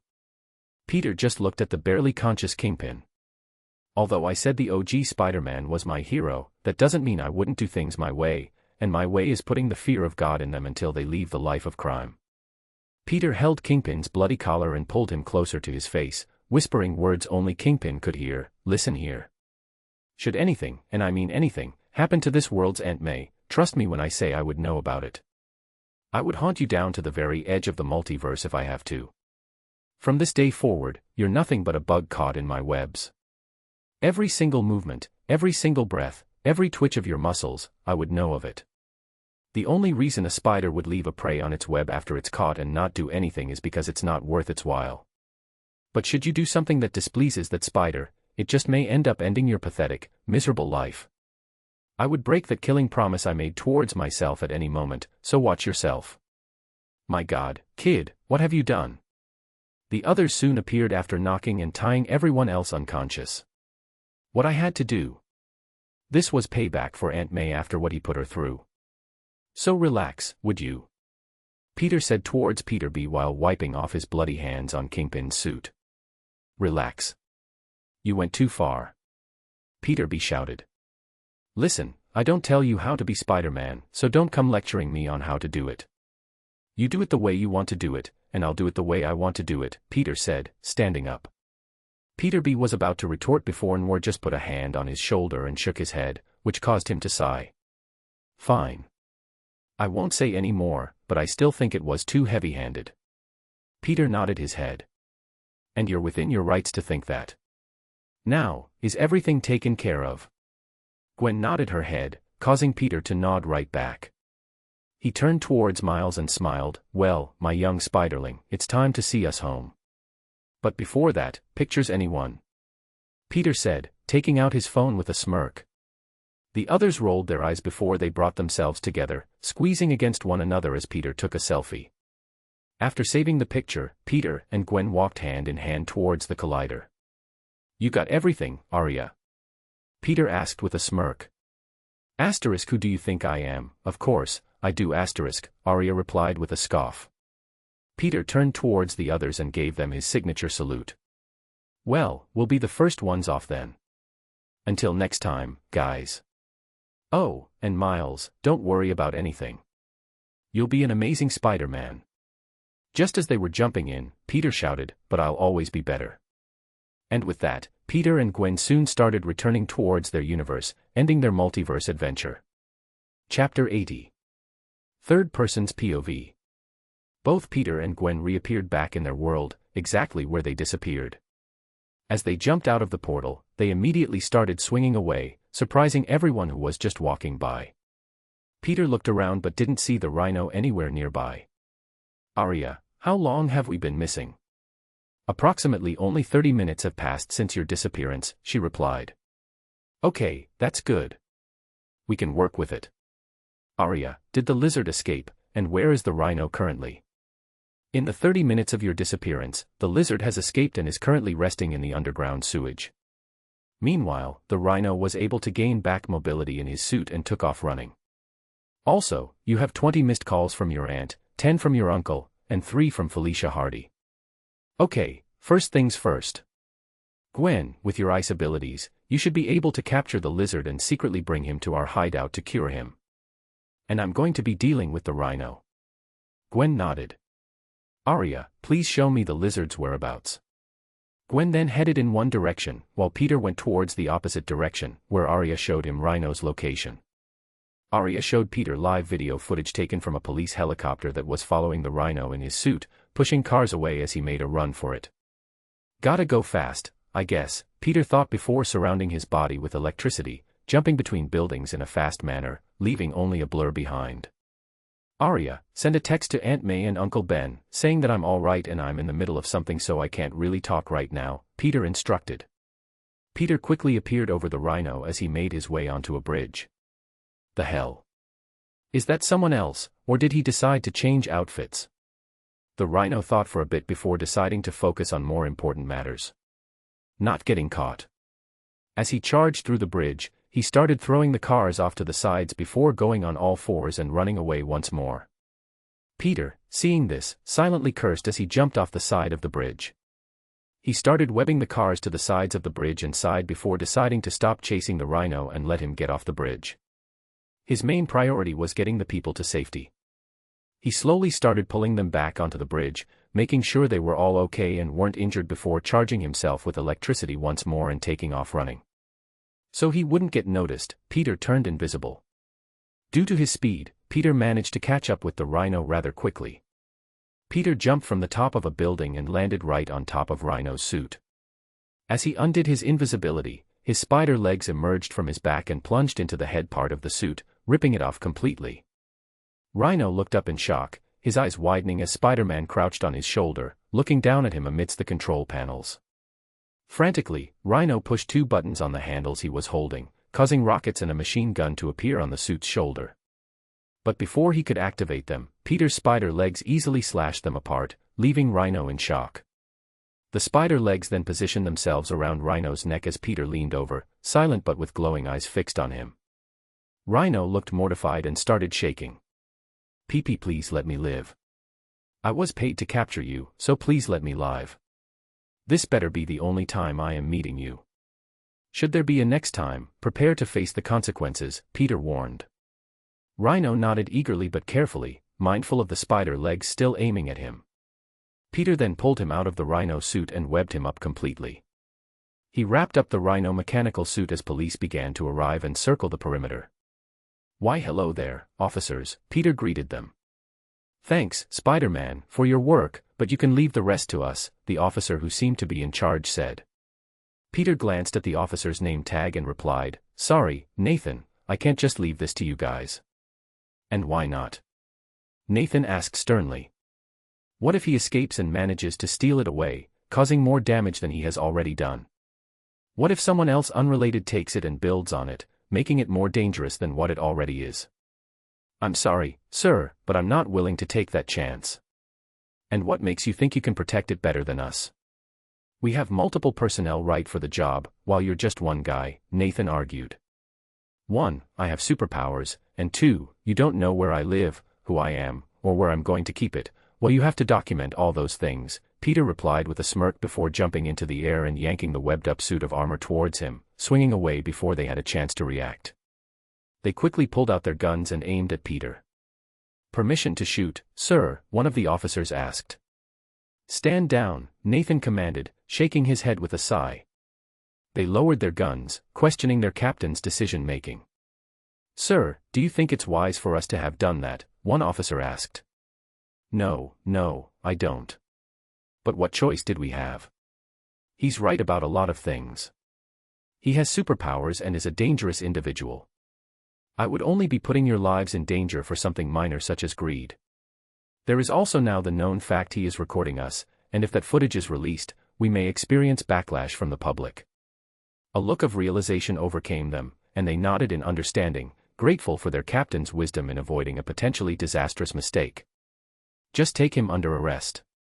We have a lot of paperwork to do," Nathan instructed.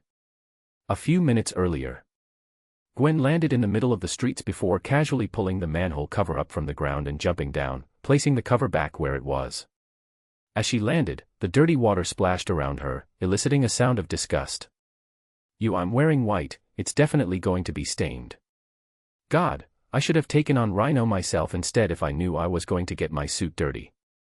After recoiling in disgust, she sighed and asked, Arya, which direction is the lizard? North from where you are standing. Also, you have 9 missed calls from your father, and from the tone of his voice left in his voicemails, he sounds worried, Arya informed her. Gwen sighed upon hearing this before saying, please send him a message saying I'm doing something important, which is why I wasn't able to respond, and that I'm safe and sound. Not wanting to walk in the dirty water, Gwen jumped towards the ceiling and started walking upside down towards where Arya had detected the lizard. Gwen turned invisible to avoid detection and silently approached where the lizard was resting, curled up and shedding its skin as it slept. The lizard suddenly detected a different presence and woke up, looking around in confusion. It spotted Gwen on the ceiling with its heat vision, although her ice ability made it difficult for him to discern what she was using heat vision. Reacting quickly, the lizard lunged towards Gwen, who dodged out of the way and summoned her own spider legs from her back. She froze the water underneath her and used it as a pathway to swiftly approach the lizard. The lizard lunged once more at Gwen, its claws extended towards her, but she managed to dodge and block the attack with her spider legs. As she evaded, her spider legs made slashing motions towards the lizard, cutting its new skin and causing green blood to spill from its wounds before they began to regenerate. Gwen ducked as the lizard attempted to use its tail, then launched herself forward, covering her hand in frost. She thrust her palm into the lizard's stomach, causing it to cave in due to Gwen's strength. Without giving him a chance to recover, Gwen continued her relentless assault, using both her spider legs and her cold abilities. The constant barrage of attacks wore the lizard down, draining its energy as it struggled to heal from the injuries and cope with the freezing temperatures. Frost started to accumulate around the lizard as Gwen slowly exhausted him, until he could no longer stand. Gwen seized the opportunity to intensify her cold assault, sending the lizard into hibernation, rendering him unresponsive. She froze his body until he could no longer move, then wrapped him in her webs before slowly dragging him through the dirty water and into their hideout where they had promised to meet. I swear this mook better come off or I'm making Peter make a new detergent that will be able to do it, Gwen muttered as she made her way. Chapter 81. Third Person's POV. Gwen's whistling reverberated through the sewage system as she tugged on the web rope draped over her shoulders. Suspended from that web was the hibernating lizard, who remained unconscious due to the cold Gwen had induced. Glancing at the map on her HUD, Gwen then directed her gaze upward, spotting a manhole cover in the ceiling. Hijaya! Gwen exclaimed as she leaped up, delivering a swift kick to the manhole cover and emerging onto the surface. Surveying her surroundings, she nodded in recognition, realizing she was back in the underground subway station they had converted into their hideout. Continuing to drag the lizard behind her, Gwen made her way toward their main lab where Arya was stationed. Upon arrival, she noticed Peter's absence. "Where's Peter?" she inquired. "Daddy is checking the Rhino suit for any possible trackers it might have before bringing it here," Arya responded in her youthful tone, appearing on the main monitor. "I see, so that means he's already done." In the meantime, Gwen muttered, laying the lizard's body on a nearby table before retrieving a syringe. Without hesitation, she punctured the lizard's arm and began extracting its blood. "Arya, start a file with the name Lizard Cure as I begin examining its blood," Gwen instructed. "Might I suggest using this?" Arya interjected, drawing Gwen's attention to the monitor where she had finished setting up the examination. It displayed a file labeled, Dr. Kurt Connors, the Lizard. "What is this? Did you make it?"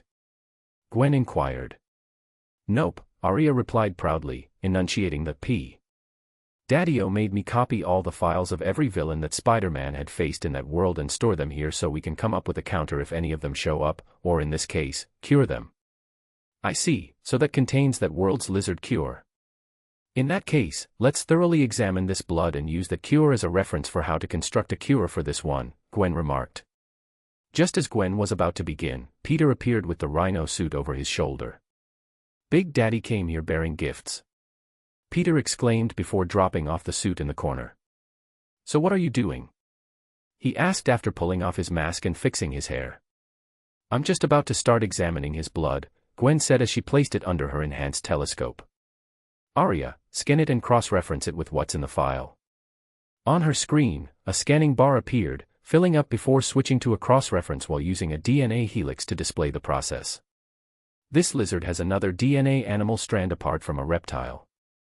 Upon closer examination, it appears to be from an axolotl, which seems to heighten his regenerative abilities, Arya informed them, displaying the lizard's DNA helix. With what we know now and the lizard cure from that world, how long would it take to come up with a cure? Gwen asked, her hand on her chin. It would take approximately 5 minutes, a maximum of 10, Arya replied, already working on it. Do we have everything we'll need? Gwen turned towards Peter. Peter nodded. You know how I like to be prepared, so I managed to get every element available for future uses. I even had to get Arya to go into the black market to get some that were illegal to obtain. Gwen nodded as she continued to study the lizard's DNA. Hey, do you think it would be alright to take more of his blood for future uses? Why? Peter asked, raising an eyebrow. Okay, I know this might seem crazy and like a very stupid idea, but if it works, this would be immensely helpful. Now, what if we use the lizard's DNA and, with Arya's help, we come up with a serum that would give us the powers of different animals, like it did for the lizard? Peter smirked when he heard her idea, before kissing the side of her head. I love that big head of yours. She swatted him on the arm for his comment. Your head is big, she growled in retaliation. Which one? Peter asked, wiggling his eyebrows in a suggestive manner. Gwen blushed before glaring at Peter. Don't make jokes like that in front of Arya. Peter simply raised his hands in surrender. My bad, my bad. So anyways, what do you think? Gwen asked to change the subject. I think we should go for it, but I'm kinda iffy about it. I mean, right now we only have the powers of a spider and we're crazy strong as it is. Just imagine adding the powers of every other animal. But then can we still call ourselves Spider-Man? Ah, I see what you mean, but although we would be getting different animal powers, it doesn't mean we have to change what we fundamentally started off with, she said while looking at Peter with a soft smile. Peter smiled back before lowering his head and kissing her. You're right, so let's do it. I just said I was iffy about it, not that I wouldn't do it. Peter went and grabbed a couple more syringes and started drawing more blood before storing it in a freezing unit, where they kept all the other chemicals that needed to be in a cold climate to survive. After he returned, Arya was already finished configuring another cure for their lizard. So Gwen and Peter began to work together, moving around their labs mixing different chemicals. Peter looked at the formula for a second and decided to tweak it ever so slightly. After a few minutes of mixing everything together, Peter and Gwen were left with a green-colored syringe. Peter aimed the syringe around his neck before plunging it and injecting the cure. After a few long seconds, the lizard started letting out little growls before it started shrinking and its green skin started to slowly recede before returning to its normal skin tone. A few more seconds, and he was back to the way he was, except there was an extra bonus to him that wasn't there before. Instead of only having just one arm, he now had two.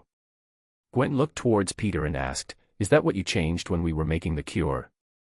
Peter nodded his head. Yeah, one of the main reasons he was into the whole lizard serum thing in the first place is because he wanted to regrow his arm, and now that he has it, he doesn't have a reason to be pressured into dabbling with it. Ah, I see. So he doesn't become the lizard again. I was reading some of his file while you were storing the blood, and it mentioned him being a recurring villain, so it's nice to see that wouldn't be a problem. Gwen nodded in understanding. Peter then sighed as he began to dress him up in normal clothing. I'll take him to the police station. In the meantime, can you call both Aunt May, Uncle Ben, and your father to meet us in about 30 minutes? Why? Gwen asked with a raised brow. Well, we did promise that once we've been doing this for a while we would reveal ourselves to our family to not keep them in the dark. The timeline we set for ourselves had already passed. I think it's about time they knew.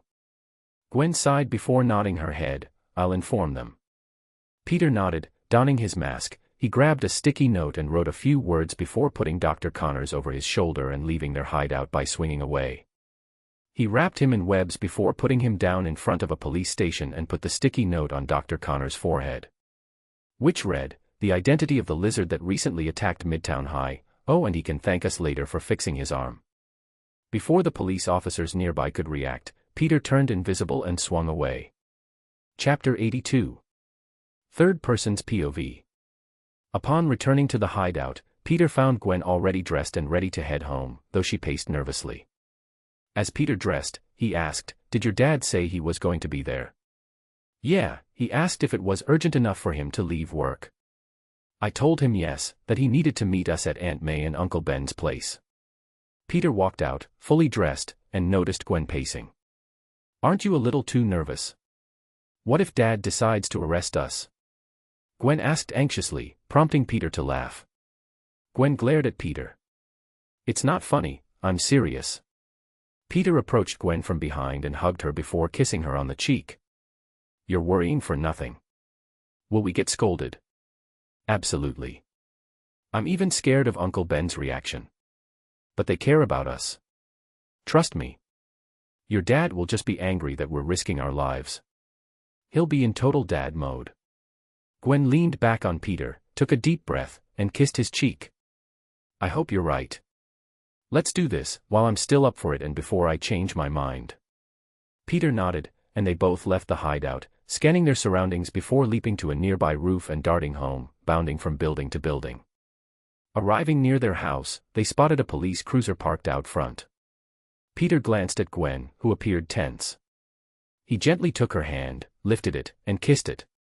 They entered the house and were immediately engulfed in a hug by Aunt May. "Oh, thank goodness you guys are all right. Do you have any idea how worried I've been? Especially after what happened to MJ. I tried reaching you, but you wouldn't pick up the phone," Aunt May said, her voice filled with concern. "Sorry, Aunt May. We were occupied. This is actually why I had Gwen call you to meet us here," Peter explained, leading them to the living room. In the living room, George and Uncle Ben awaited them. Peter sat Gwen next to him, and they faced their family. "Gwen and I have some important news to share," Peter began before giving Gwen a wink. "What is it?"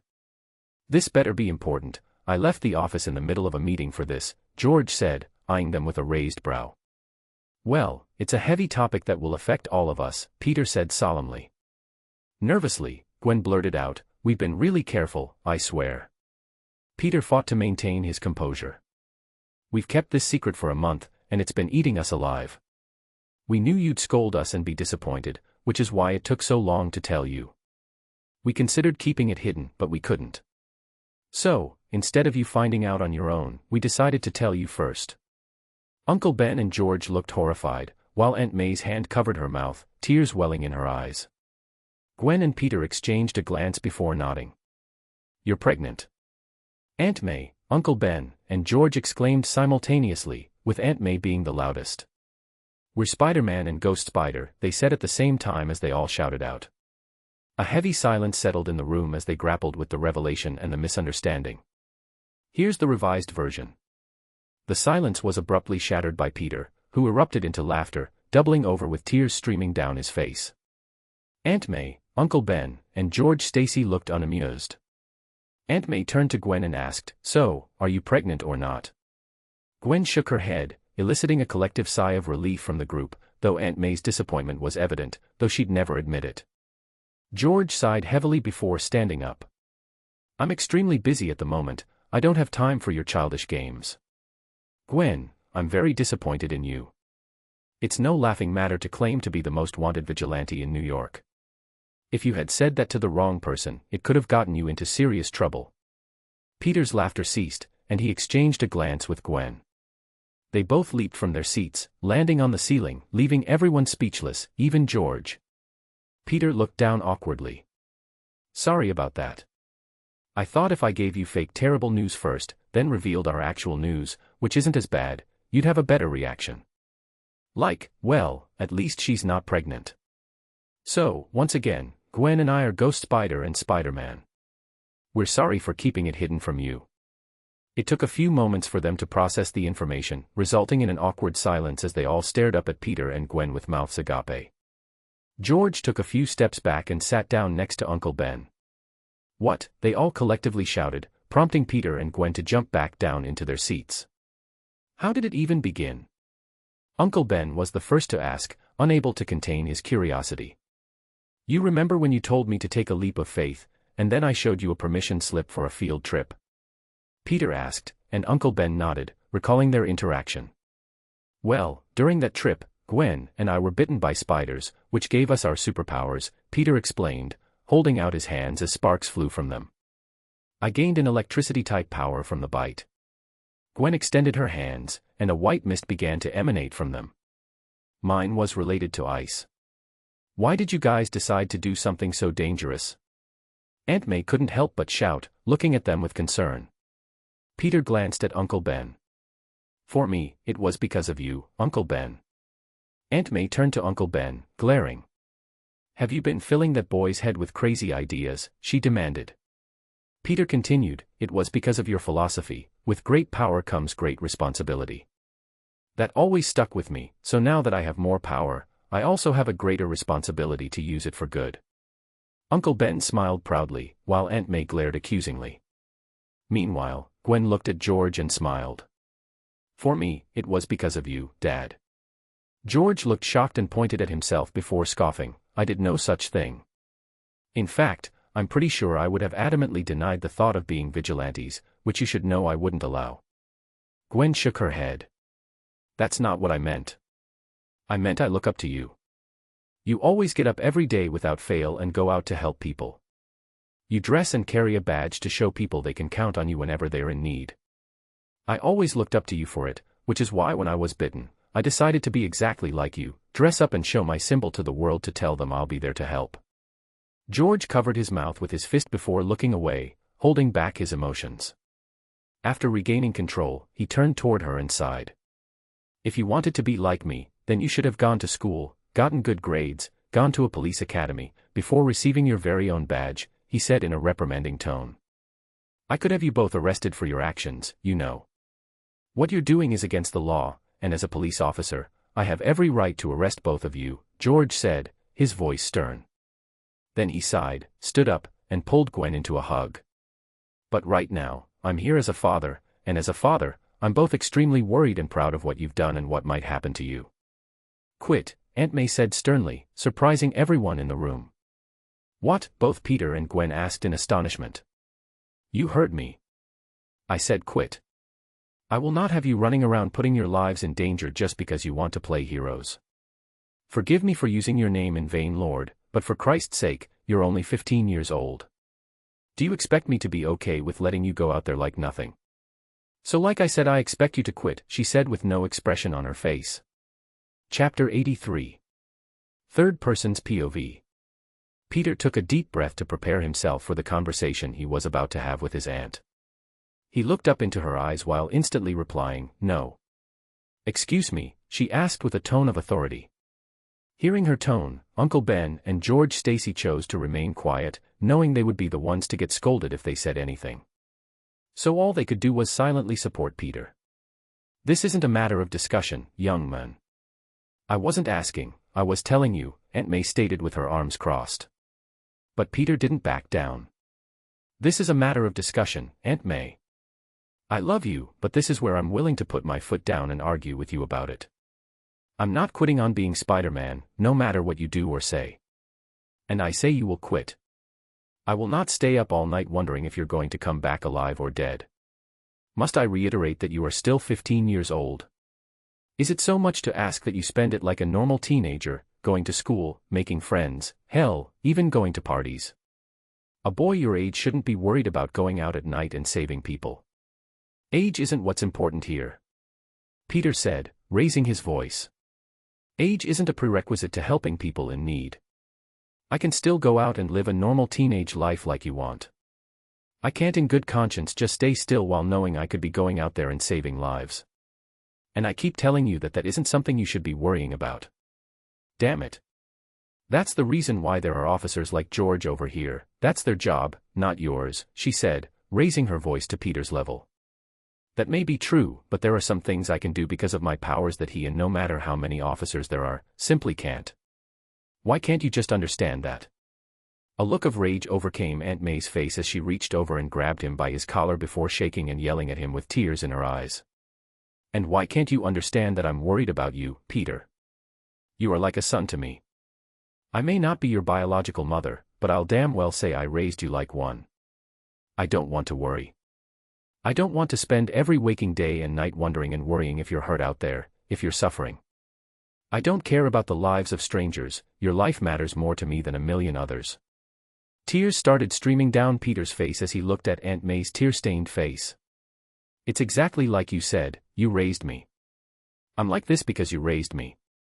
You and Uncle Ben taught me to be the kind-hearted man that I am today. I know I'm probably going to suffer, the path of a hero is never easy.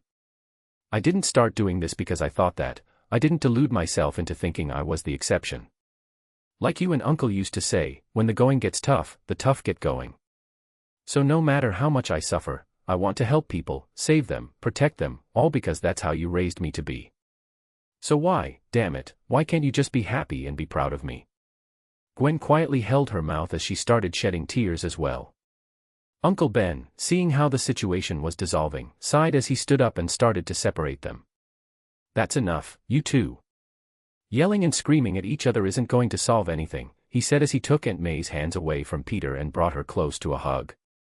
Aunt May started to sob on Uncle Ben's chest. Peter didn't say anything as he started walking away and out of the house with tears still streaming down his face. Due to his high emotional state, Peter didn't care about being seen and simply started swinging away. As Uncle Ben comforted Aunt May, he turned towards Gwen and looked at her softly as he mouthed, "Please look after him." Gwen nodded her head before running after Peter. George sighed as he put his police cap back on. "I'll leave you two alone. I have some thinking to do on my own, and I need to return to work." Uncle Ben just nodded as he rubbed Aunt May's back. Peter sat on top of a tall building, watching cars pass by with his arms wrapped around his legs and his chin resting on his knees. Gwen finally caught up with Peter, arriving where he was sitting and settling right next to him, mirroring his position without saying a word. After a few seconds of awkward silence, Gwen reached over and gently placed Peter's head on her shoulder. They remained like that for a few minutes before Peter decided to break the silence. "Sorry," he muttered. "Why are you apologizing?" Gwen asked softly, sounding confused. "For looking so pathetic and crying in front of you like that. I'm supposed to be the one you can count on and be there to support you in your time of need." Gwen playfully pouted. "Do you really think so little of me? Do I seem like someone who would think less of you just for expressing your emotions?" "No," Peter replied, smiling slightly. There was a long, comforting silence between them before Peter once again spoke up. "Well, that was a mess, definitely not how I expected it to go." "And how did you imagine it?" Gwen asked curiously. "I mean, I definitely thought there would be a discussion with a lot of words, and I thought it would have been more between you and your dad, given how nervous you were beforehand. The tears were definitely unwelcome guests. I don't think my dad had a chance to properly digest the situation. We'll probably talk a lot more when we get home." Gwen awkwardly said. "Man, I'm really starting to regret this," Peter muttered. "Honestly, I'm glad we did," Gwen said. Peter looked at her with a raised brow, to which Gwen reiterated, "I mean, yes, there was a lot of screaming and tears, but that just showed how much you two love each other. I thought that was very beautiful." Peter then smiled. "I guess you're right, but I still feel kinda crappy for making Aunt May cry like that. That just means we have to reassure her that she has nothing to worry about, though I do think she's going to keep on worrying no matter how much we reassure her." Gwen awkwardly smiled. Peter stood up and walked behind Gwen, wrapping his arms around her and burying his face in her neck. "That's true, plus, I feel like our discussion isn't truly over," Peter muttered. But before Gwen could say anything else, the sound of multiple police sirens filled the air, followed by several cars, causing them to sigh. "And it looks like neither is our job," Peter said as he stood up and took out his mask from his pocket. Gwen did the same, putting on their masks before stripping off their clothes to reveal their suits underneath. They both then jumped from where they were standing and swung away, following the police cruiser. Chapter 84. Third Person's POV. After Peter and Gwen finished their superhero duty, Peter received a call from Uncle Ben. "Pick it up, Arya," Peter said with a sigh as he put back on his regular clothes, with Gwen doing the same. "Peter, please come home. I think that was enough time for the two of you to have calmed down. I think it's best to have a civil conversation between all of us." "We'll be there in a minute," Peter said after a few seconds before hanging up the call. Peter let out a frustrated groan ruffling his hair before turning invisible alongside Gwen. Peter, my dad is most likely home at this hour and most probably wants to talk with me alone. Gwen said reluctantly as she didn't want to leave Peter by himself to face his aunt and uncle. Peter just shook his head although it couldn't be seen. It's fine, we each need to confront our family individually, we can call each other after and talk about. Gwen smiled before doing. They both then jumped from the building they were standing on and went to their respective homes. A few minutes later, Peter landed in front of the house before entering. Hearing the door open, Uncle Ben peeked out from the kitchen. "Ah, you're he," he blinked a few times before warily calling out, "Hello." Peter was at first confused before he realized that he forgot to turn their invisibility off. "Sorry about that," Peter said, undoing his invisibility. Uncle Ben let out an exasperated sigh. "That's definitely going to take some getting used to. Anyways, come in here and sit down." He made his way towards the kitchen where he found Uncle Ben and Aunt May sitting down at the kitchen table. He went and sat down on their opposite side without saying anything. There was a heavy silence as they stared at each other. "So, how's your day going?" Peter asked, unable to handle their silence. "Could be better, and you?" Uncle Ben replied, just trying to make their interaction a little less awkward. "Oh, you know, the usual. We got attacked in school by a crazy scientist that turned into a giant lizard, went out and fought a mechanical rhino, got sucked in a wormhole and ended up in an alternate reality where we met alternate versions of ourselves, returned here, refought the crazy lizard scientist and metal rhino, captured them, made a cure for the lizard, sent them both to prison before coming here where we told you our identity. But other than that, nothing crazy," Peter replied, shrugging his shoulders. Aunt May and Uncle Ben looked at him with their mouths hanging wide open, unable to believe what he just described. Did that seriously happen?" Uncle Ben couldn't help but stutter. Peter took out his phone and showed them the picture he took with everyone before leaving Miles' universe. "Yeah, see here. Apparently, I, Peter Parker, am destined to become Spider-Man in almost every single universe," Peter explained. Uncle Ben and Aunt May stared at Peter's phone and at the picture for a few seconds before Aunt May then asked, "When did this happen? You haven't been absent or anything for a long period of time." "Ah, you know, space-time nonsense. Time works differently. Remember how you couldn't get in contact with us for about 30 minutes before we texted you?" "Yeah, during those 30 minutes, we spent around 3 days in that universe," Peter answered. Uncle Ben and Aunt May looked at each other before looking back at the picture in front of them. "Tell me, do you know their parents' or aunts' and uncles' reactions to them doing what they're doing?" Aunt May asked with a serious expression on her face. Peter was unsure of how to answer her question and sat silent for a bit before asking. "Do you want the awful painful truth? Or the truth with a bit of a white lie without actually lying but concealing some of the things that make it awfully painful?" "What?" they both muttered. "Give us both, give us the latter first and then the former," Uncle Ben said, curious as to what Peter had to say. Peter nodded his head. For the latter, with them, some of their aunts knew and helped them out while the others chose to keep their family oblivious. There was a pause before Peter said, "For the former, most of them don't get to see their uncle's reactions to them being Spider-Man because, well, their Uncle Ben is dead. His death is the catalyst that causes each of them to become Spider-Man in the first place. And so as to not worry their aunt, they chose to remain silent." That piece of information shook them slightly as Aunt May reached over and helped her husband's hand in a grip. "If that's the catalyst as you call it, how come I'm still alive and you're a Spider-Man?" Uncle Ben asked with a confused and serious expression. Peter shrugged his shoulders before letting out a sly smirk. "Different universes. Maybe their Uncle Ben is destined to die while mine is a stubborn old man." Uncle Ben scoffed at first before smirking right back. Aunt May, still holding on to Ben, looked back at the picture before looking at Peter and back at the picture before sighing. She ran her fingers through her hair. "I swear, Peter, you're going to turn all my hair gray with your nonsense." "Fine. I won't make you quit being the Spider-Man, although I would really want you to. I know you're too stubborn to heed my advice and would probably sneak out or something, so might as well give you my permission. But there will be some conditions. If I see you are failing in school, then I'm allowed to suspend your activities. You would have to keep me updated on what you do, even if it's small. I want updates to make sure you're all right. Just no more secrets, please. If you have anything else that you have kept hidden, just throw them out now since I'm being nice and nothing you say could probably shock me." Peter inwardly pumped his fist before looking away, feeling slightly guilty when the secret part was mentioned. Just out with it, Uncle Ben sighed, not having the mental fortitude to deal with all of this for too long. Peter started pressing his index fingers together before puckering his lips and looking away from them. Well, let's just say you may or may not have a granddaughter. What? They both shouted, standing up and slamming their hands on the table. Peter flipped over his phone and said, "Introduce yourself, Arya." Arya's hologram manifested from his phone before they bowed towards them. "Hello grandmother, hello grandfather, I'm Daddy's daughter, Arachnid, Arya for short. It is a pleasure to finally meet you." "Peter, what is this?"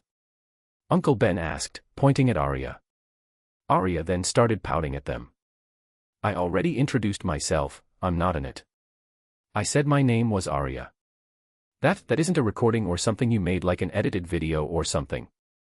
Uncle Ben asked. "Well, I was created in a way. Since I'm an I created by Daddy, which is why he is my father, my creator, like most fathers are." Aunt May and Uncle Ben held their heads as they felt a migraine growing from all the news they just kept receiving one after the other. Chapter 85. Third Person's POV. "She isn't going to take over the world, is she?" Uncle Ben asked, looking at Arya's hologram with a wry smile. Arya made an exclamation mark, and a question appeared over her head. "What? Why would I want to do that? That seems like a lot of work, I could be doing something more productive." Uncle Ben and Aunt May looked deadpan before exchanging a glance. Aunt May sighed, "She's his daughter, all right." "Oi," Peter exclaimed, not liking how they said that. "I still can't seem to wrap my head around the fact that you managed to build an AI," Uncle Ben said, examining the hologram. "Yeah, because the fact that I have superpowers is just perfectly normal," Peter said sarcastically. "Fair point," Uncle Ben muttered before pressing his finger through the hologram. "Ah. It hurts." Arya screamed as her distorted image flickered. Uncle Ben got frightened, thinking he really hurt her, as he quickly pulled his finger back. Arya then knocked on the side of her head and stuck out her tongue while closing one eye. "Kidding, teehee." Aunt May sighed as she rubbed the side of her head. He created a smaller version of himself. "Hee, she's adorable, right?" Peter chuckled, lifting his phone from the table. Uncle Ben and Aunt May both sighed in resignation. "Welcome to the family, Arya," they said with an awkward expression. After finishing their conversation and having finally settled the revelation of his identity, Peter went up to his room since it was pretty late already. He then video called Gwen. "I take it everything went well with your family?" Gwen asked, seeing Peter more relaxed laying in bed. "Yeah, I kinda had to reveal the fact that we went to another universe, though, so there's that." "I see." So, seeing that there were other Spider-Men in different universes calmed them down slightly. "Yeah, what about you? How did your conversation with your dad go?" Gwen's expression grew wary. At first, he really didn't take it all that well. But since he's a cop, he's able to see the effect we had on the community, so he was reluctantly okay with it. But he still doesn't like it. Their conversation continued, each talking about different things, how they were feeling about revealing their identities, how they still couldn't get over the fact that they went to another universe, and the like, and what they were going to do next. "I kinda feel bad for Lizzie. She was really looking forward to the party. It's too bad it got cancelled," Gwen said with a smile. "Yeah, me too. But since the lizard attacked the school, I doubt some of the parents are going to let their kids walk around at night. Now that you mention Lizzie, wasn't there something Harry wanted to tell us after school, but due to what happened, he didn't get a chance, did he?" Peter said with a pondering look. "You're right. He mentioned something about a Russian hitman. Rhino." Both Gwen and Peter exclaimed at the same time. As if in sync, they followed it up by saying, "Harry knew the Rhino was going to be after us. But I don't think he knew it was the Rhino specifically. He just mentioned a hitman and wanting to talk in secret." Peter recalled their conversation. "Norman, huh? It has to do something with him, doesn't it?" Gwen sighed. "Most likely. Now I'm curious what he has to say." "Well, I guess we can talk to him tomorrow." Gwen nodded in agreement, changing the subject since they didn't have all the information. "We need to check on MJ early tomorrow and see how she's doing. I hope she doesn't feel too lonely being in the hospital by herself." Right, the thing with MJ. Peter sighed in exasperation, recalling that he was allowed to date MJ without any consequences. Why the sigh? Gwen asked in confusion before remembering what she promised, gaining a look of understanding. What? You don't want to date her or something? Gwen asked with a raised eyebrow and a teasing smile. It's not that. I mean, this is just an unexpected situation that I didn't think I was going to find myself in. It's kinda overwhelming, not gonna lie. Don't get me wrong, I'm a guy, the idea of dating two women at the same time and with no repercussions is great. But that's just my lower half talking. I'm just worried that I might accidentally mess things up. It might appear I'm showing more love to one more than the other, which could quickly build resentment, and then everything will be blown out of proportion. We've all been friends since we were little kids. A single mistake from me can cost everything. Was it perhaps wrong of me to do what I did? Gwen asked in a low voice while ruffling her hair. But Peter just shook his head. Like I previously said, the idea of dating two girls at the same time is awesome. I'm just thinking about our future, that's all. Who knows, in the future, my imperial harem might even rival Solomon's. Ha ha ha ha ha ha ha ha ha ha, you are so funny, Peter Parker, Gwen said, fake laughing. Peter, being shameless, just smirked. Thank you, thank you. My humor is one of my best perks. If I can make a woman laugh to the point of tears, her vision will be too blurry to see my obvious red flags and fall in love with me, which is just the first steps of building my harem of multiple women. Gwen's expression turned deadpan. You are pushing it, mister. Sorry, Peter said, chuckling, which caused Gwen to start chuckling as well. They didn't say anything afterwards, enjoying each other's presence, even if it was from a screen. Gwen then started smirking out of nowhere before asking, hey, can you sneak out and come here really quick? Why? Peter asked with a raised brow. Gwen just licked her lip before biting them. I'm sure you can guess why, she said sensually. Peter smirked as he nodded his head. Yeah, I can already guess, but I want to hear you say it. Gwen blushed. No, Arya's going to hear it. Arya, I command you to cover your ears and stop listening to our conversation. Peter waiting for a few seconds before smirking once again to Gwen. What's your excuse now? I'm not moving a muscle until I hear you say it. Gwen at first glared at Peter before giving him the puppy eyes. Peter almost faltered but held on strong and continued smiling without saying anything or moving a muscle. Seeing that her technique, which always worked, failed, Gwen sighed before lowering her head and muttering, please come over and fuck me. Sorry, what was that? I couldn't quite hear you properly, you were muttering. Peter said in a teasing tone, cuffing his ears. Gwen glared at Peter once more before gritting her teeth. She inhaled and exhaled before loudly saying, come here and fuck me, I need your juicy big cock in my tight little pussy. As soon as those words left her mouth, Peter heard something crashing outside his room, which Gwen heard too if her look of horror was of any indication. I'll be right there, Peter said, hanging up and turning invisible before quickly escaping out the window as he didn't want to be confronted with that awkward conversation that would have ensued. Chapter 87. Third person's POV. Peter and Gwen were cuddling in her bed with the sun shining out the window, the room smelling of their frivolous activity. The door to her room was then opened. Whoa.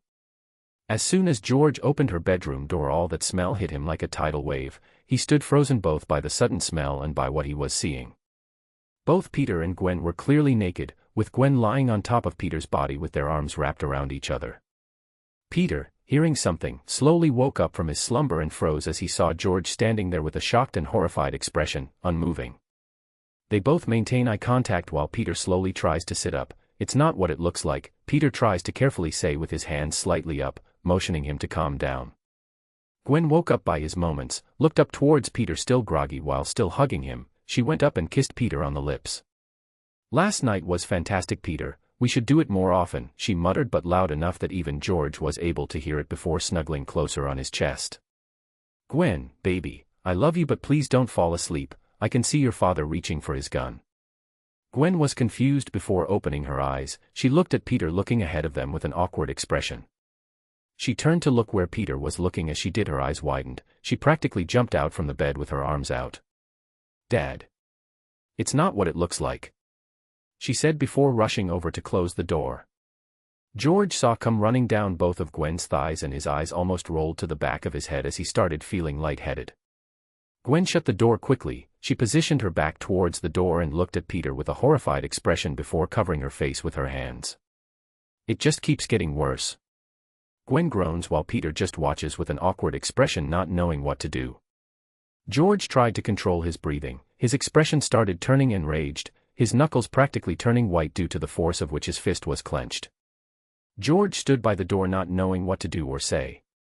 Unsure if he should confront them or just wipe the memory off his mind. Due to his indecisiveness, he ended up hearing their conversation that follow.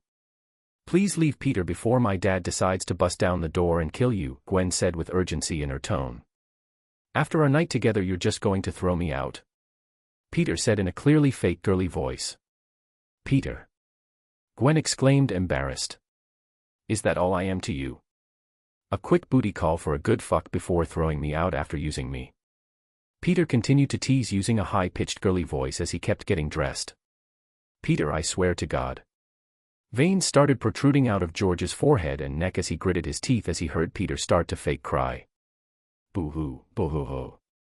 Ugh. I hate you so much, Peter. Love you." George heard Peter say before hearing the sound of smooches, which was followed by Gwen's quick reply. "Love you too, now leave." George heard Peter's he before it grew fainter until there was only complete silence. George let out a sigh before knocking on the door. "Get yourself sorted, young lady, because you and I are going to have a very long talk." "Yes, sir," Gwen responded with a heavy sigh, accepting her fate. Peter arrived at his place and immediately took a shower before heading down, strutting towards breakfast. "Well, someone is in a good mood today, it seems," Aunt May said with a teasing smile. "Indeed I am, ma'am," Peter responded gingerly. Uncle Ben, who was reading a newspaper, just sighed. "I hope you're at least smart enough to use protection." "I did no such thing," Peter responded without a hint of shame in his expression or tone. Aunt May and Uncle Ben both look at Peter with such, "And why not, young man? Are you trying to ruin that young girl's life or something?"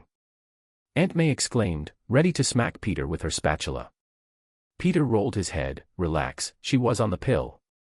Why can't you have any shame like a normal teenager that doesn't want to share what they're doing?" Uncle Ben grumbled with a newspaper covering his face. Peter just shrugged his shoulders. "I mean, what part of me screams normal teenager? Plus I'm pretty sure you heard the thing last night. There's no point in denying it or keeping it hidden."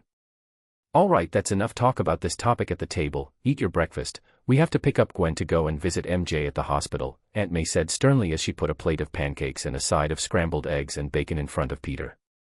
Peter then noticed something. It was a blurred shot of Gwen and Peter in their hero suits on Uncle Ben's newspaper. "Is it talking about Gwen and I?" Peter asked Uncle Ben, who nodded his head, showing the newspaper to Peter. "It talked about how you and Gwen destroyed the school while fighting the lizard and how you three were probably in cahoots with one another and as a result a student got injured because of it," Uncle Ben exclaimed. Peter sighed as he shook his head as they proceeded to talk and eat about different topics, but mostly those surrounding Spider-Man. After they were done, they got in Uncle Ben's car as he drove them towards Gwen. When she came out, she wore a hood and pulled it down to cover her face as she approached their car and got in. Gwen couldn't even look Uncle Ben or Aunt May in the eyes as she got in next to Peter. "Hey sweetie, how's it going?" Aunt May asked with a smile, knowing she was still embarrassed. "I'm good," she squeaked out. Aunt May just looked at Uncle Ben, gaining an amused look. "There's nothing to be embarrassed about, sweetie. It's normal for kids your age to start getting curious. Please, I beg of you, don't talk about it and forget it ever happened," Gwen pleaded, pulling on her goodies further. Sorry, I won't say anything else, but please be careful with one another," Aunt May said, still smiling. Gwen just shyly nodded before Peter asked, "So what did your dad say about, you know?" "Wait, George caught you guys in the act?" Aunt May asked, looking for gossip. "No, he discovered us afterwards while we were cuddling." Peter barely was able to finish his sentence before Gwen covered his mouth with both her hands. "Nothing much. I think he was still in shock and couldn't think much about what to do and grounded me for a week without a cell phone." Gwen rapidly answers before releasing Peter and sliding off her seat while turning invisible due to the embarrassment. "He didn't say anything about wanting to kill me or anything of the sorts. I mean, he looked as white as a ghost when he saw us." "No, but I think he was thinking about it," Gwen shyly answered before shooting a web towards Peter's mouth, shutting him up. "Please stop talking about it." Aunt May just looked at Gwen with a smirk. I wish you would have told us about your powers sooner. If I had known, I would have called you over almost everything day to come and shut his mouth up. Gwen just smiled, feeling less embarrassed, while Peter just looked at Aunt May offended as they made their way towards the hospital. Chapter 88. Third Person's POV. Yo.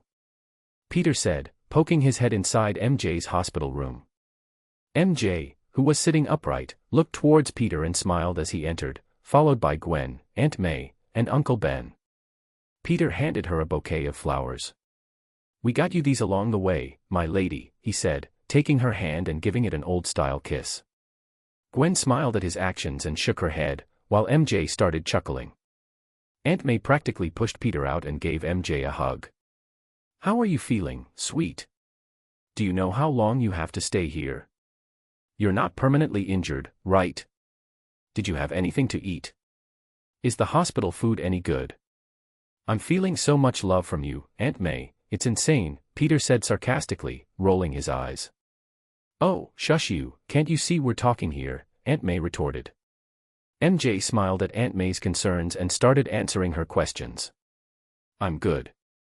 I have to stay one more day since I'm just getting stitches along my back, and they have to make sure it's done properly and won't come off. No, I'm not permanently injured, thank goodness, and my mother stopped by just a minute ago to get me something to eat.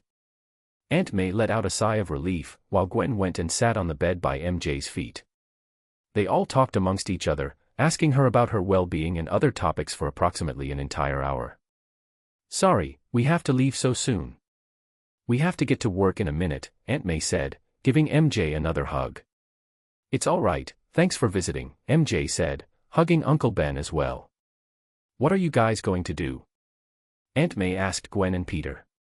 We'll stay here for a while longer, Peter said, sitting on the other side of the bed and scrolling through his phone. Aunt May nodded before she and Uncle Ben started leaving. As they left, Peter turned towards Gwen, and they began to speak through their eyes. Seeing this, Gwen sighed and turned towards MJ. Want anything to drink? I'm feeling thirsty and I'm about to go get something. I'll take a Coke, Peter said with a raised finger. Gwen just gave him a look but didn't say anything. I'll just have water, MJ answered. Gwen nodded, leaving the two of them alone. All right, so what's this about me building a harem? Peter asked with a teasing smirk. PHHTTT, is that what you've been calling it? I can already picture you just bothering Gwen with it constantly, MJ said, chuckling, before blushing due to how sudden he asked. And just to be clear, it was all Gwen's idea, okay. MJ muttered, not wanting to look like she was desperate enough to suggest Gwen share her boyfriend with her. I don't doubt it, Peter muttered back with an awkward smile. Peter let out a sigh as he took her hands into his and looked into her eyes. Answer me honestly, is this something you truly want to do? Are you fine with sharing a boyfriend with someone, even if that someone is your close friend? If this is something Gwen just sprung on you and you being caught up in the moment agree but then later on regret and make you miserable, I'd rather you say it now and don't have to go through all that pain. Of course this isn't something I want to do, and I doubt this is something Gwen wants to do as well. Then why are? Wait, let me finish. As I was saying, this isn't something neither of us want to do. MJ then started to blush slightly as she continued, but the thought of not being with you is 100 times more painful than just watching in the sideline. Do you have any idea how much it hurt seeing you be with Gwen all happy and in love while knowing that was something I'll never have? That's been my entire life up to this point. Peter was in shock as he saw MJ's eyes start to water. MJ then took a deep breath and took a hand away from his. She then pointed her index finger in between Peter's eyes. That's right, I, Mary Jane Watson, have been in love with you, Peter Benjamin Parker, since we were just little kids and I always will. You bring me security like no other person. That is something I deem very important. If I'm in trouble I know you would have my back no matter what. The nights where I would sneak into your room and you would make sure I was alright until I feel asleep are very important and dear to me. Slowly and slowly I start to fall in love with you completely. So if it means that in order to be with you I would have to share you with Gwen, I'll be more than happy too. That is a sacrifice I'm willing to make. Peter just covered his mouth as he turned away. MJ say how his ears turned slightly red and smiled. Peter composed himself and turned back towards MJ. He held her face and wiped away her tears. Wow, I'm kinda speechless. Deep breath, there is no denying it. You are someone very important to me, and I would always view you as such no matter the circumstances. So after you get better, let's go out on a date, just you and me. If afterwards you think that our date went well, we'll try out a relationship together. What do you say? MJ's cheeks turned pink as she nodded her head shyly. Peter smiled and kissed her forehead before pressing his against hers and looking into her eyes. And if this all works out, please tell me if I do something wrong in our relationship. If there's something that makes you uncomfortable or unhappy, please tell me right away. In order to make this unconventional relationship work, communication between all of us is going to be very important, all right? MJ once again nodded her head shyly. God, this is why I love him. He's so amazing and sweet. At this point I don't care that I have to share him. As long as I can have a special place in his heart, then that's all right for me. I want to take our time in our relationship. I don't want you to think you have to compete with each other. We'll go at a pace where you are comfortable and I'll try my best to accommodate it, Peter said, smiling softly towards her.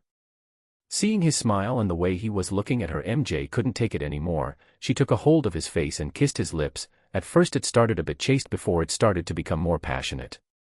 After it ended, MJ was still holding his face and they continued looking into each other's eyes as they backed away from each other slightly. Damn woman, just wow, Peter muttered. MJ blushed and touched her lips with her finger. Wow indeed. Yeah, wow indeed, Gwen said teasingly, standing by the door with their drinks in hand. Even Peter started to blush as he felt like a kid with a hand in the cookie jar. Chapter 89. Third person's POV. Wow, indeed, Gwen said in a teasing tone as she leaned by the door with their drinks in hand. Gwen continued to look at them teasingly as she handed them their drinks. You're not mad? MJ asked worriedly, afraid that she may have messed up. Gwen just shook her head. Honestly, I was expecting to be riddled with jealousy whenever I thought I would look at the two of you kissing in the future. But now that it happened, in front of me and everything, I don't feel a thing about it. Gwen shrugged her shoulders at the end. It's weird how calm I am about it, but I mean, it was kinda hot too, so there's that. Peter and MJ looked at Gwen in shock at her last statement. Noticing their look, Gwen started to act defensive. What? Don't judge me. Peter raised his hands in a surrendering manner. No one's judging you. Gwen rolled her eyes before continuing. So yeah, don't worry. I mean, I can completely understand why you did it. Gwen grabbed Peter from underneath his chin and squished his cheeks. I mean, look at him, you just want to grab this guy's face and give it a big old smooch, so I can understand why you kissed him. Yeah, that's definitely not what I was expecting to hear when coming in. They all snapped their heads toward the door and saw Felicia standing there with a deadpan expression. Felicia! They exclaimed in surprise, not expecting her. She leaned on the door frame and looked at them with a raised brow. So what, you guys sharing Peter or something? She then looked at them teasingly and put a finger on her chin while licking her lips. Can I have a taste as well? Heh heh, Peter giggled. Gwen glared at Peter before glaring at Felicia. No. Aw shucks, that's too bad. Maybe next time, Peter, Felicia continued in a teasing manner. Peter let out a sigh. You're right, maybe next time. Gwen rolled her eyes. What are you doing here anyways? I'm visiting a friend, obviously. What does it look like? She entered the room and stood next to MJ. Now don't change the subject. What about kissing Peter? Don't tell me you two are planning to date him at the same time. Felicia looked at the three of them weirdly with suspicion. Gwen and MJ blushed and didn't say anything while looking away, while Peter just looked proud of himself. Felicia's mouth hung open in shock as she looked between them all. I know it's none of my business, but seriously. Now I'm curious. What's so great about Peter that you two are willing to compromise and share him? Peter let out a sigh when he heard that. And that's how it starts. You become curious, wanting to know more about me, and the more you learn, the more curious you become. To the point it becomes an addiction. Then it comes to the point where you see it, you see why. You see why they like me. And as you see it, you can't unsee it. Every time you look at me, it will be all you see. You'll be ensnared, unable to look away, like a bug stuck in a spider web.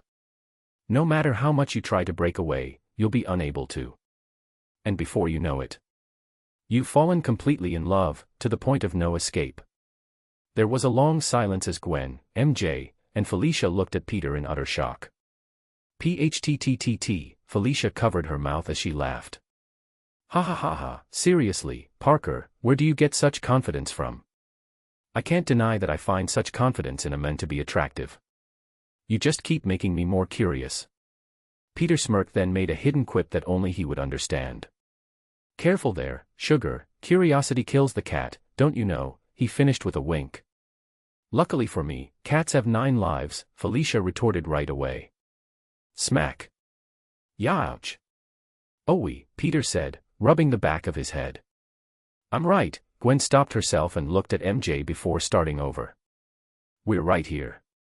Why the hell are you flirting with her in our presence, you idiot? Do you want to die? No, ma'am. Gwen then pointed her finger towards Felicia. And you, Hardy, you better watch it. Gwen then stood up and hugged Peter in a protective manner. He's my. Gwen once again stopped herself and looked towards MJ. She pulled MJ's arms and made her hug Peter as well, squeezing him between the two of them, while Gwen glared at Felicia. He's our man. Peter started laughing goofily to himself with a proud look, while MJ turned red with embarrassment. Felicia didn't look at all offended and looked at them with amusement. You're one lucky guy, Parker. The luckiest, Peter continued smirking. Felicia then rolled her eyes as Gwen continued to glare. Relax, girlie, I was only teasing. I'm not that type of gal. Felicia then narrowed her eyes towards her and Peter suspiciously. There's something different about you two now that I look at it, but what? What could have happened in a day that changed you guys? Gwen blushed and looked away, knowing what Felicia was talking about. Felicia's eyes widened before she started smirking teasingly with a hand over her mouth. You two did it, didn't you? How the hell could you have possibly known that? Gwen asked with a red face. MJ, who was still hugging Peter, looked at him in surprise before realizing he had hickeys on his neck, although they appeared faint. You have a hickey on your neck, MJ said in surprise. No way. For real. Let me see. Felicia said before going to the other side of MJ's bed.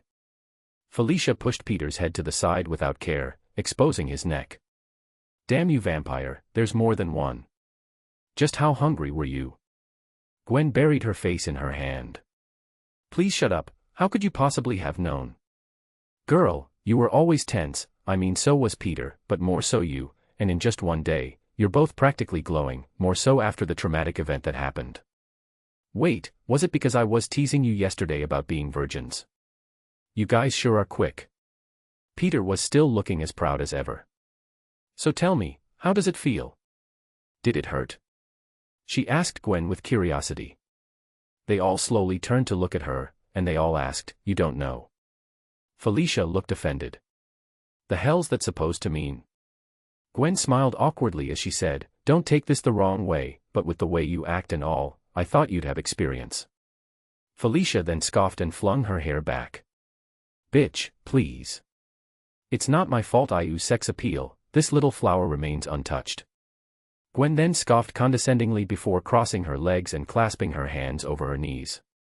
Virgin. Are you making fun of me for teasing you? How petty can you be? MJ then raised her hand. I'm a virgin too, you know, she muttered before looking at Peter shyly. Gwen flinched as she didn't mean to cause friendly fire. Felicia then started to laugh at Gwen, and they all began talking, bantering with one another for a while. Chapter 90. Third person's POV. Harry sneaked into Norman's office while he was away and approached his desk. He reached into his pockets and retrieved a small audio device. Harry then rigged Norman's office phone with the audio device, allowing it to pick up the phone's audio and record their conversation. After finishing, he quickly restored everything to its original state before stealthily leaving. A few hours later, Norman returned with a visibly sour mood. Seeing this, Harry retreated to his room, put on headphones, and pressed record on his device. After a few minutes of silence, just as Harry was considering ending the recording, he heard the phone ringing. Norman glanced at the ringing phone, his expression souring further as he anticipated the call's content. He composed himself before answering. Hello. So, from the news I'm seeing, I gather you don't have the spiders, the caller on the other end remarked, to which Norman remained silent. Tisk, TSK, Norman, the men expressed disappointment at the lack of response. I had hoped you would complete the task as requested. You truly are a disappointment, Norman Osborn. You know what this means, don't you, Norman? It means I'll have to cut off the funds I've been providing. It's such a shame. I had the next batch ready, but we can't waste valuable resources on failures. Norman gritted his teeth, thinking, this bastard loves the sound of his own voice, a sentiment surprisingly shared by Harry. Norman composed himself. There's no need to cut off the funds.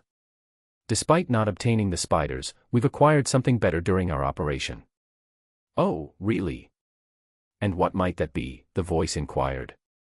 The lizard serum, Norman revealed.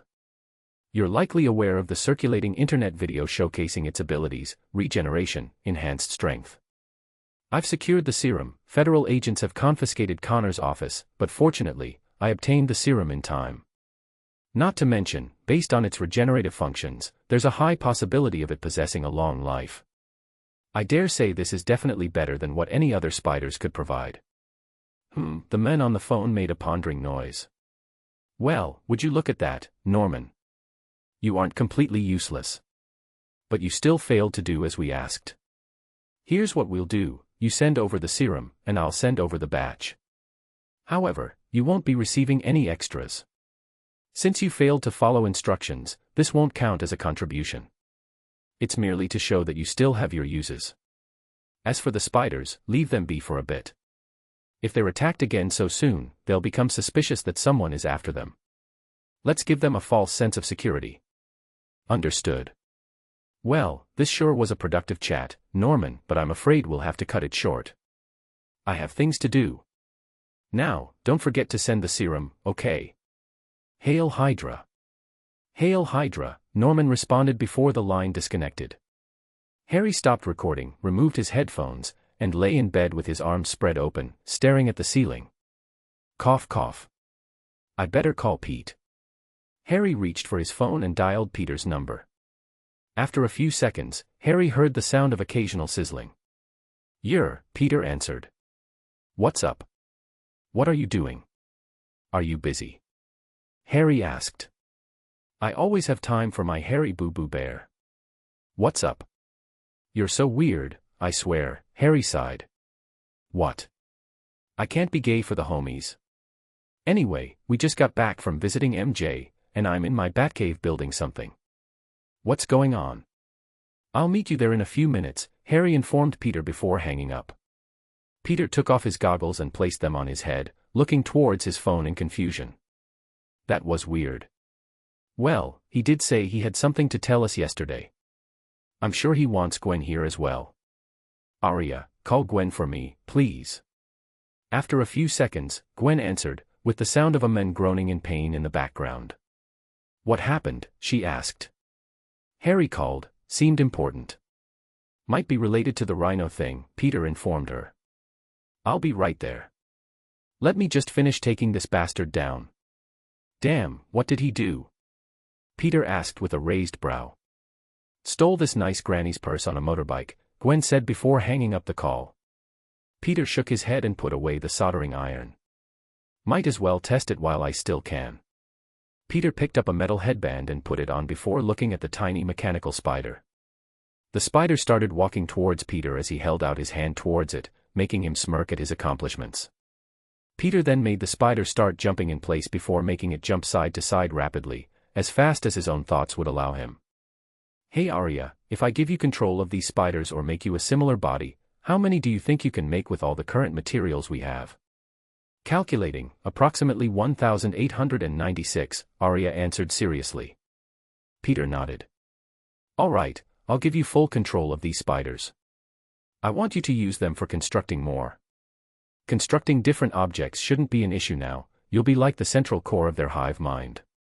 Tell how long do you think it will take to finish build them all? Calculating, if taking the created ones into account and considering mutual increases in productivity, I can estimate it will take 10 to 20 days, Arya replied. Peter nodded at the estimate as he removed the headband, causing the spider on the table to power down. After making a few more plans, Gwen appeared, kissed Peter on the cheeks, and went to change. Harry then arrived as Gwen walked out and sat on Peter's lap. So what's wrong? Peter asked, looking at Harry. Harry didn't say anything but made a writing motion. Peter and Gwen exchanged looks before handing him a piece of paper and a pen. He then wrote, "Do you have anything to check if I'm bugged?" Peter and Gwen looked more confused but concerned. Peter positioned Harry where Arya would typically scan him when they were designing their suits. A blue graph flowed through and across Harry for a few seconds. "So, Arya, anything?" Gwen asked. "No, he is clear," Arya responded. Harry sighed in relief. Before Peter or Gwen could ask him any questions, Harry immediately blurted out what he discovered, as he had been holding it in for a while. "My dad is part of Hydra, the organization. I don't know if it's the terrorist group from long ago or a new one that's just popped up. He's the one who sent Rhino after you and tried to capture you guys to hand you over to them. It looks like they want to capture you for experiments, or so I believe, since they want you guys alive, so I doubt it's for a good reason.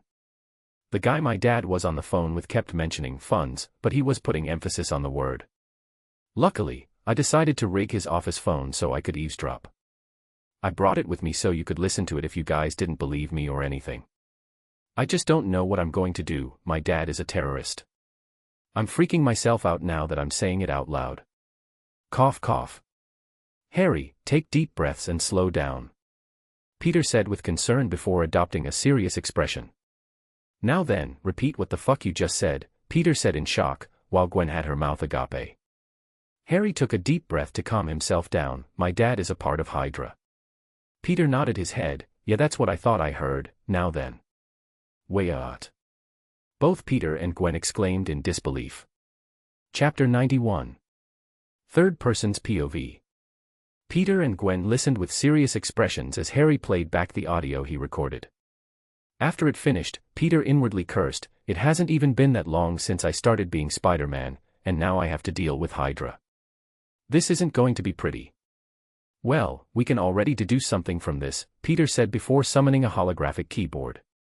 "They're likely to be the real deal, no doubt about it," Peter continued, surprising them as he started typing. "Arya, can you run a vocal recognition software and try to see if anyone matches?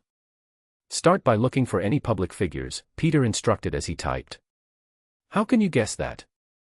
Gwen, who was on his lap, looked at him in surprise at how unexpectedly serious he became.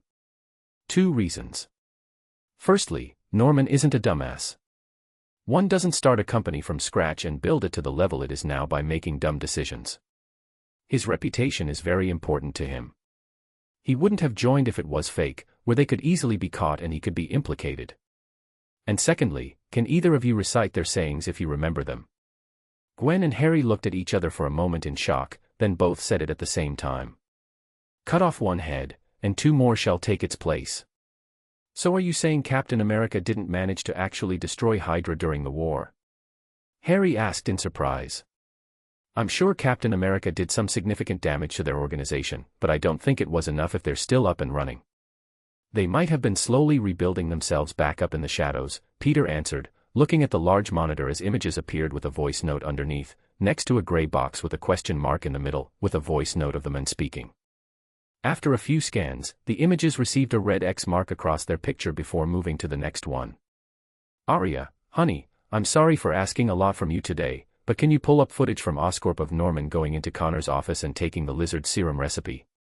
After a few seconds, an image appeared, Norman walking towards Connor's destroyed and messy office.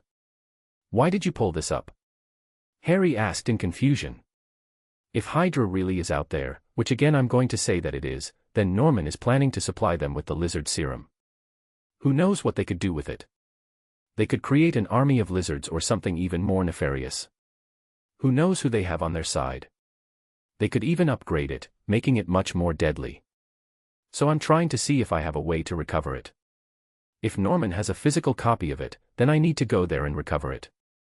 If it's digital, I could have Arya go into his computer and destroy it. Or, in the worst-case scenario." "In the worst-case scenario?" Gwen asked in anticipation. "In the worst-case scenario, we're too late, and Norman has already sent the serum, and we can't do anything about it. An army of lizards comes and invades the city, where Hydra would then come out of hiding, take them down, appear as heroes, and then slowly take over the world, starting with the populace's opinion of them first. What type of scenario is that? Harry asked, equally confused. Like I said, the worst one. Now, Arya, play the video, Peter said as he watched with a serious expression, with the others doing the same. The video showed Norman walking inside Connor's office with a USB in his hand, making Peter let out a sigh of relief. Good, it looks like it's a physical copy. It can still be taken back, Peter muttered as he watched Norman plug the USB into the computer and start typing away for a few minutes before unplugging it and walking away, stuffing the USB in his pocket. Now for the difficult part, Peter muttered. Arya, check throughout the surveillance throughout the entire day. See if at any point in time Norman has handed anyone something. Peter instructed with a sigh. The video then started to speed up, following Norman's day. He went to his office, met a couple of people wearing FBI jackets, led them back towards Connor's office before leaving them be and going back towards his own office. He spent the rest of the day there typing away at his computer before leaving for the day. Well, that was uneventful. I'm sorry to say this, Harry, but it looks like your dad doesn't have a life, Peter teased, while Harry gave him a deadpan look. Really? At a time like this? Harry asked with the same look. I can't help it, it's how I cope, Peter responded with an awkward smile. You should know that by now. Unfortunately, I do, Harry retorted, shaking his head. The video continued, showing Norman getting into a car with a chauffeur driving him back to his mansion, with the camera switching every time he passed a corner. As Norman entered his mansion a few minutes later, Harry appeared before walking out. The camera continued to skip along until it is currently live. I see, it's good he hasn't sent anything, Peter muttered. Match found. Arya announced, switching back to the vocal recognition software and showing a picture before playing the two voice notes side by side. Gwen and Harry had their mouths wide open upon seeing who the man was. Are you serious? How deep has Hydra infiltrated themselves into the government? This stern guy is a senator for crying out loud, Gwen asked in shock, seeing the information on the screen. Harry then started to breathe heavily, looking like he was about to have a panic attack. Harry. Peter and Gwen both went to support him. What's wrong? Are you all right? Gwen asked worriedly. Harry took a big gulp as he tried to calm himself down. Sorry, it's just, seeing that all this time the guy on the phone he was talking to was a senator, it all became too real for me. Harry took hold of Peter's arms tightly and looked at him with panic in his eyes. Peter. I don't know. I don't know what to do, please help me. Harry started to then breathe heavily again, so Peter started to panic and not knowing what to do, all he did was hug Harry, which started to make him feel better after a few long seconds, and his breathing started to slow down. Chapter 92. Third person's POV. This is going to be a little tricky to navigate. If I'm being honest, I don't see a way to save your father. If I do go over and steal the lizard serum, he will get in trouble with Hydra, which would mean he would be on their bad side, which could end in his death. But if we don't do anything, it would mean the death of who knows how many, which wouldn't be good for anyone, Peter said with a serious expression, looking at Harry as he started calming down from his earlier panic attack. Normally, Peter wouldn't try to help Norman and would let him face the consequences of his actions, but above all else, he values his friendship with Harry a lot more than his feelings of hate towards Norman. Harry had a hand on his forehead as he sat down on a chair and looked down with widened eyes and a look of contemplation.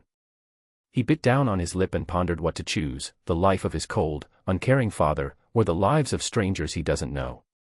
Answer me this, if you were in my position, and it was either Uncle Ben or Aunt May, what would you choose? Harry asked, trying to gain a different perspective. Peter, knowing that Harry didn't mean any ill will towards the question, sighed as he answered, without a doubt, Aunt May and Uncle Ben, but our situation is different. Harry knew what Peter was trying to say. Before letting out a sigh, he slapped his cheeks together and looked at Peter with a serious expression. Do it. Harry said, nodding his head. Are you sure? Peter asked with an awkward smile. To which Harry nodded, yes. My father is planning on doing something nefarious. It should be no-brainer on what I should choose. But I can't help it, he's my father, he's the only family I have left after all. But just because he's my father doesn't mean I have to let other people suffer and excuse his bad actions. So do it, go and take back the lizard serum so it doesn't fall into the wrong hands. Gwen went and hugged Harry as she knew it was a very hard decision he was making. Peter put a hand on his shoulder and looked at him with a serious expression. If something does happen to your father, you aren't going to be alone or without a family. We grew up together, for fuck's sakes, you're like a brother to me. So you are never going to be alone. Harry just let out a sigh as some of the tension left his shoulders. Thanks, you guys. Peter nodded and went to get dressed in his Spider-Man outfit. He looked at the gadget he finished building and pondered on where to bring it with him to use before sighing and deciding not to. It would be caught. I didn't add the light reflection panels on it, which means it can't turn invisible yet, Peter thought before shaking his head and putting on the mask. Wait a minute. Peter muttered before rummaging through his work desk and grabbing an empty USB which he connected to his computer. His fingers practically blurred as he started typing away. Holographic keyboards then appeared at the side as his arms blurred while he solely focused on the monitor which showed green text flashing down the screen. What are you doing? Harry asked curiously. Even with the mask on, anyone looking at Peter could immediately tell he was serious, but Peter never replied and was solely focusing on typing. Gwen, seeing this, sighed. He isn't going to answer you.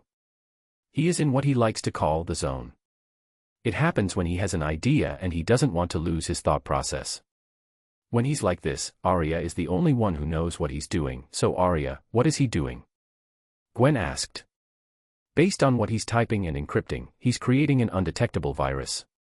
The virus doesn't look like it does anything except watch, so it won't be discovered. I believe he's going to switch the USB instead of just stealing it from Norman. He plans to spy on Hydra with this virus, so instead of them receiving the lizard serum, they will just receive something that watches over them and spies on them so they could never be one step ahead of him, or so I believe. After a few more seconds, Peter let out a sigh as he hit the enter key and extracted the USB. It's exactly as Arya described. It came to me when I put on the mask and was about to turn invisible. Anyways, I better get going before it's too late. Peter turned invisible before a strong wind hit both Gwen and Harry, ruffling their hair and clothes and causing some of the papers around them to fly all over the room.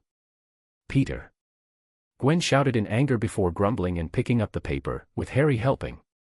To alleviate the awkwardness, Gwen then asked, "So how are you and Liz doing?" She must be pretty disappointed that her party didn't get to happen. Yeah, Harry chuckled, glad to think and talk about anything else that isn't his father. Although she's disappointed, she's thinking about doing it next week as a way to throw one big party just before the midterm exams start. Speaking about midterms, have you guys decided where you're going to intern? Gwen nodded. It was a tough decision. It was between either Stark Industries or the Baxter Building. A/N, can someone fucking tell me what the name of their stupid organization is called before they were the Fantastic Four? Baxter Building just doesn't sound right to me for some reason. And what did you two decide on? Harry asked curiously. Well, Peter at first wanted to go to Stark Industries, but then realized they don't really deal with biology, and it's mostly about technology, so we decided to go to Baxter since it offers both. Plus, Peter is really excited to meet Reed Richards. He said he wanted to test which one between the two of them is smarter since it's been said that Reed is one of the smartest men alive, Gwen explained. Huh? Why didn't you just go to Baxter's and he go to Stark's? Wait, don't tell me you two just want to be together. Harry asked with a weird look on his face. Gwen blushed and looked to the side. What's wrong with that? She pouted. Are the two of you ever separated? Harry teased. Gwen teased him back. Why? So you can take him away from me. No way, Jose. Gwen pointed her two fingers towards her eyes before pointing them back towards Harry. I'm watching you, Osborn. He's mine.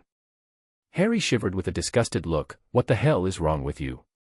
Gwen just started giggling before realizing that Peter had now entered Harry's home as she watched the monitor. Chapter 93. Third Person's POV. Peter swung and ran towards Harry's mansion with maximum efficiency. While invisible, he swung across the city before landing on a lamppost a few feet away. Has anyone entered or exited before I arrived? Peter asked in a serious tone. Negative, Father. The premises have remained empty, Arya replied in an equal tone. Peter nodded before jumping down from the lamppost and leaping over the gate. Having been here before, he roughly knew the layout and snuck to the back of the house where a pool resides. Peter let out a sigh of relief upon realizing the door to the inside was open. "Arya, check if there are any detection systems around, like invisible lasers or something similar," Peter whispered. After a few seconds of scanning the surroundings, Arya gave Peter the thumbs up. "It's all clear, Father. You are good to go." Peter nodded and walked inside, making sure Arya kept constant surveillance. "Father, although there aren't detectors, there are surveillance cameras inside the house. I'm unable to access them due to the way they're set up," Arya warned. Harry could get in trouble if Norman looked back at the footage, Peter thought, pondering. "I have to find a way into his office, but how?" Peter sighed as a thought came to mind. "This has to be the most idiotic thing I've ever done," Peter thought as he stood in front of Norman's office. Next to his office door, a few feet away, was a table with a flower vase with an intricate design. Peter pushed the vase off the table, causing it to crash onto the ground, creating a loud noise. "What's going on?" Norman asked from his office. Not hearing a reply, he clicked his tongue and stood up from his desk, opening the door to take a look. As he opened the door, Peter snuck in and almost cheered loudly. On Norman's desk, there was a yellow envelope and a USB right next to it. Praise the Parker luck, Peter inwardly cheered as he swapped the USB and positioned it exactly how the other one was. "You better clean this up, Samuel. I don't pay you for nothing," Norman yelled before shutting the door, causing Peter to be stuck inside with him. "What have I done? I just had to jinx it. At least it will take a while to assess the situation," Peter inwardly cried. "All I have to do is wait for Norman to leave or for him to call someone to send the package." In the meantime, Peter started to slowly climb the wall and reach the ceiling away, so he could secretly talk with Arya without being caught. "Arya, activate the suit's X-ray vision," Peter whispered, inwardly noting to add the neuron link to his mask so his suit could act on his thoughts without having to command or rely on Arya. The X-ray vision was a function Peter created with the help of Penny when building his new suit. Although it wasn't strong enough to view all the way to human bone, it was strong enough to view the inside of walls and the like. Everything took on a blue tint as Peter looked around before he started noticing wiring around the room. Some of the wires went to places where they belonged, like the lights or switches, but some didn't. One such wire went to a bookcase Norman had in his office, more particularly to a book. "I see a secret compartment, sigh, I really don't want to look inside. I already know that once I open that can of worms, there's no going back," Peter inwardly groaned in annoyance. Peter watched as Norman stuffed the USB into the envelope before standing up and walking away. Well, that was quick, Peter thought, noticing how swiftly he left his office. "I see, so he doesn't trust anyone and plans on sending it himself. He seems pretty paranoid, but I guess in his line of work, that's understandable." Norman closed the door behind him. Peter then waited for a minute in case Norman forgot something. Seeing that he's not returning, Peter jumped down from the ceiling and pulled on the green book which had the wiring connected to it. As he pulled on the book, the shelf slid to the side, revealing an iron door with a number panel next to it and a fingerprint scanner just below it. "Fuck," Peter muttered before sighing. "Arya, scan the panel numbers, check which one is the dirtiest, and arrange them in slowly decreasing order." Once Arya finished scanning, Peter went towards Norman's desk and started looking for tape. He clicked his tongue when he realized there wasn't any on his desk but let out a sigh of relief upon realizing he did have some while searching through the cabinets. He got a piece of tape before heading towards the fingerprint scanner, pressing the tape tightly on it, which slowly started to form Norman's thumbprint. "Arya, what's the number arrangement?" "It is believed that some of the numbers are pressed more than once, thus making it harder to guess the order," Arya said. "Show me the number that's been pressed the most." Arya showed Peter the panel with the number 1 and how much dirtier it was compared to the others. "Show me all the numbers," Peter said, causing Arya to list them out. As he studied them for a few seconds, he let out a long sigh and dropped his head slightly. He slowly walked towards the number panel and entered 12131991. The screen then flashes green, surprising Gwen, Harry, and even Arya, but all for different reasons. "I'm curious, how did you know that was the number?" "There are multiple other combinations that are more likely," Arya asked. Meanwhile, Harry, who was watching everything, was in shock. "Well, that's because it's Harry's. It's my date of birth," Peter, Gwen, and Harry said at the same time. Peter then used the taped fingerprint, causing it to turn green as well, and the door opened for him to head inside. Meanwhile, Harry was reeling from the fact that his cold, uncaring father was using his date of birth as a password for his secrets, causing him to start questioning everything he had ever known. The door closed behind Peter, and everything went back into place. Peter was surprised to see what appeared to be a typical scientist's laboratory. I have to remember, even though Norman's a businessman, he's also a scientist, so I shouldn't take him lightly. Peter thought with a serious expression as he observed the flasks containing multiple liquids. Peter also noticed a wall filled with multiple monitors and a desk below it holding the keyboard and mouse. He grew confused upon noticing something peculiar. There was a red singular vial by the desk of the monitors, which piqued Peter's interest compared to all the others.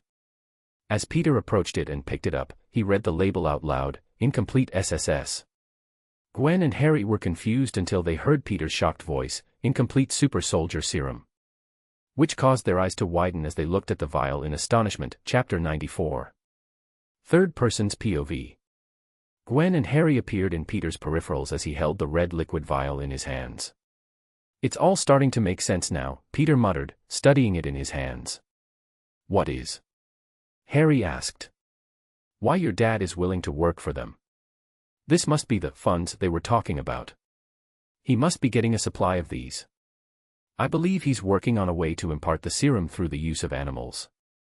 This is how Gwen and I got our ability, this is what my parents were working on. Wait, so your parents were working for Hydra? Harry asked in bewilderment. I don't think they even knew. That might have been the reason they wanted to get away from Norman so quickly. Wait, were they targeted by Hydra? Was it them and Norman who took them out together? Peter said with a look of contemplation. Peter sighed and shook his head, focusing on something else. Hold on a second, guys, Peter told the other two as he took off his mask and connected Arya to the computer. Arya, you know what to do. Delete and reconfigure the part of Harry sneaking in. Make sure it appears as if everything is normal and check to see if I made any mistakes sneaking in. Reconfigure that too, and lastly, check to see if this room records entries and exits and make sure that it's fixed as well. Peter waited for a minute and made sure Arya was down, and once he made sure, he put on a serious expression. Lastly, make sure to check if there are any files related to the Green Goblin. Make sure to delete every single one of them and make it look like an error with the system. After another minute, Peter watched as the process was being completed. On one of the monitors, he saw Norman entering the front gates. He saw a status bar of everything being completed, how it was at 90% and slowly climbing up, making him anxious. He saw how it was at 99, and Norman was climbing up the steps and heading back towards his office. Once the bar hit 100, Peter grabbed both the mask and the vial. He put the vial inside his mouth before putting the mask back on and exited the room while turning invisible. Peter waited on top of the door frame. As soon as the bookcase put itself back in place, the door to the office opened. Peter didn't even think twice before crawling out of there. Norman looked up in confusion, but as he didn't see anything, he shrugged it off and closed the door behind him. Peter managed to exit the same way he entered and leaped out of there. Once he was a few blocks away, Peter started swinging and using his powers as he made his way back to Gwen and Harry. Once back, Peter found Harry coughing a bit, causing him to sigh as he took off his mask. "You doeth right?" Peter asked with the vial inside his mouth and with concern. Gwen and Harry looked at him in confusion. Peter spit out the vial back into his hands and asked again, "You all right?" Harry just waved it off, "Yeah, I'm fine, you know how I normally am." Peter and Gwen looked at each other for a second but didn't comment on it. "Anyways, what are you going to do with it?" Harry asked, looking at the vial. "I'm going to try and complete it. It shouldn't be that difficult," Peter explained before putting it down and going to change. When he returned, Harry then asked, "What was that about Green Goblin?" Peter and Gwen just awkwardly looked at each other before Gwen decided to be the one to explain. "Well, you see, after our first confrontation with Rhino." As Gwen told the story, Harry was surprised. Peter even pulled out pictures and video. You see, in that universe, Norman Osborn was one of Spider-Man's greatest villains, and he goes by the name Green Goblin, so to prevent him or to at least slow him down, I deleted all the files pertaining to it. Harry just let out a loud groan. "Seriously, what the hell is going on?" Perhaps it's fate, Peter said, shrugging his shoulders. It was a rhetorical question, Peter, Harry sighed while shaking his head. Anyways, I should be going back now. I can't stay out too late, Harry said as he started to stand. Are you sure? Gwen asked with concern. To which Harry nodded his head. I'm feeling somewhat better, and I already have accomplished my goal of stopping my father. Honestly, I'm mentally drained and just need to relax, cough cough. Before you leave, let me draw some of your blood, Peter said in a serious manner. What? It's for research purposes. Sigh, come on, we both know what's going on. I'll be damned if I'm going to let you slowly grow sicker without doing a thing about it, Peter grumbled before sitting down and beckoning him forth. Harry just smiled and shook his head in exasperation before he started rolling up his sleeves. After the process was done, Harry left looking a bit tired and exhausted. So which one do you want to study, Harry's blood or the SSS? Peter asked, presenting 2 vials of liquid. Gwen gave it some thought before deciding on Harry's blood. Although the SSS is a biological treasure trove, I'm more worried about Harry. Pass me his blood. Peter nodded as they both began to work. Peter started to decode the structure of the SSS until a few minutes later when he heard Gwen let out a loud gasp while slamming the desk. What? Peter grew concerned and went to check it out. What's wrong? Peter looked at what she was looking at. There were 2 DNA helixes, one had the label of Harry while the other one had the name Ashtoran syndrome, the name of Harry's hereditary disease. Peter, look at this and tell me what you see. Gwen asked with utmost seriousness.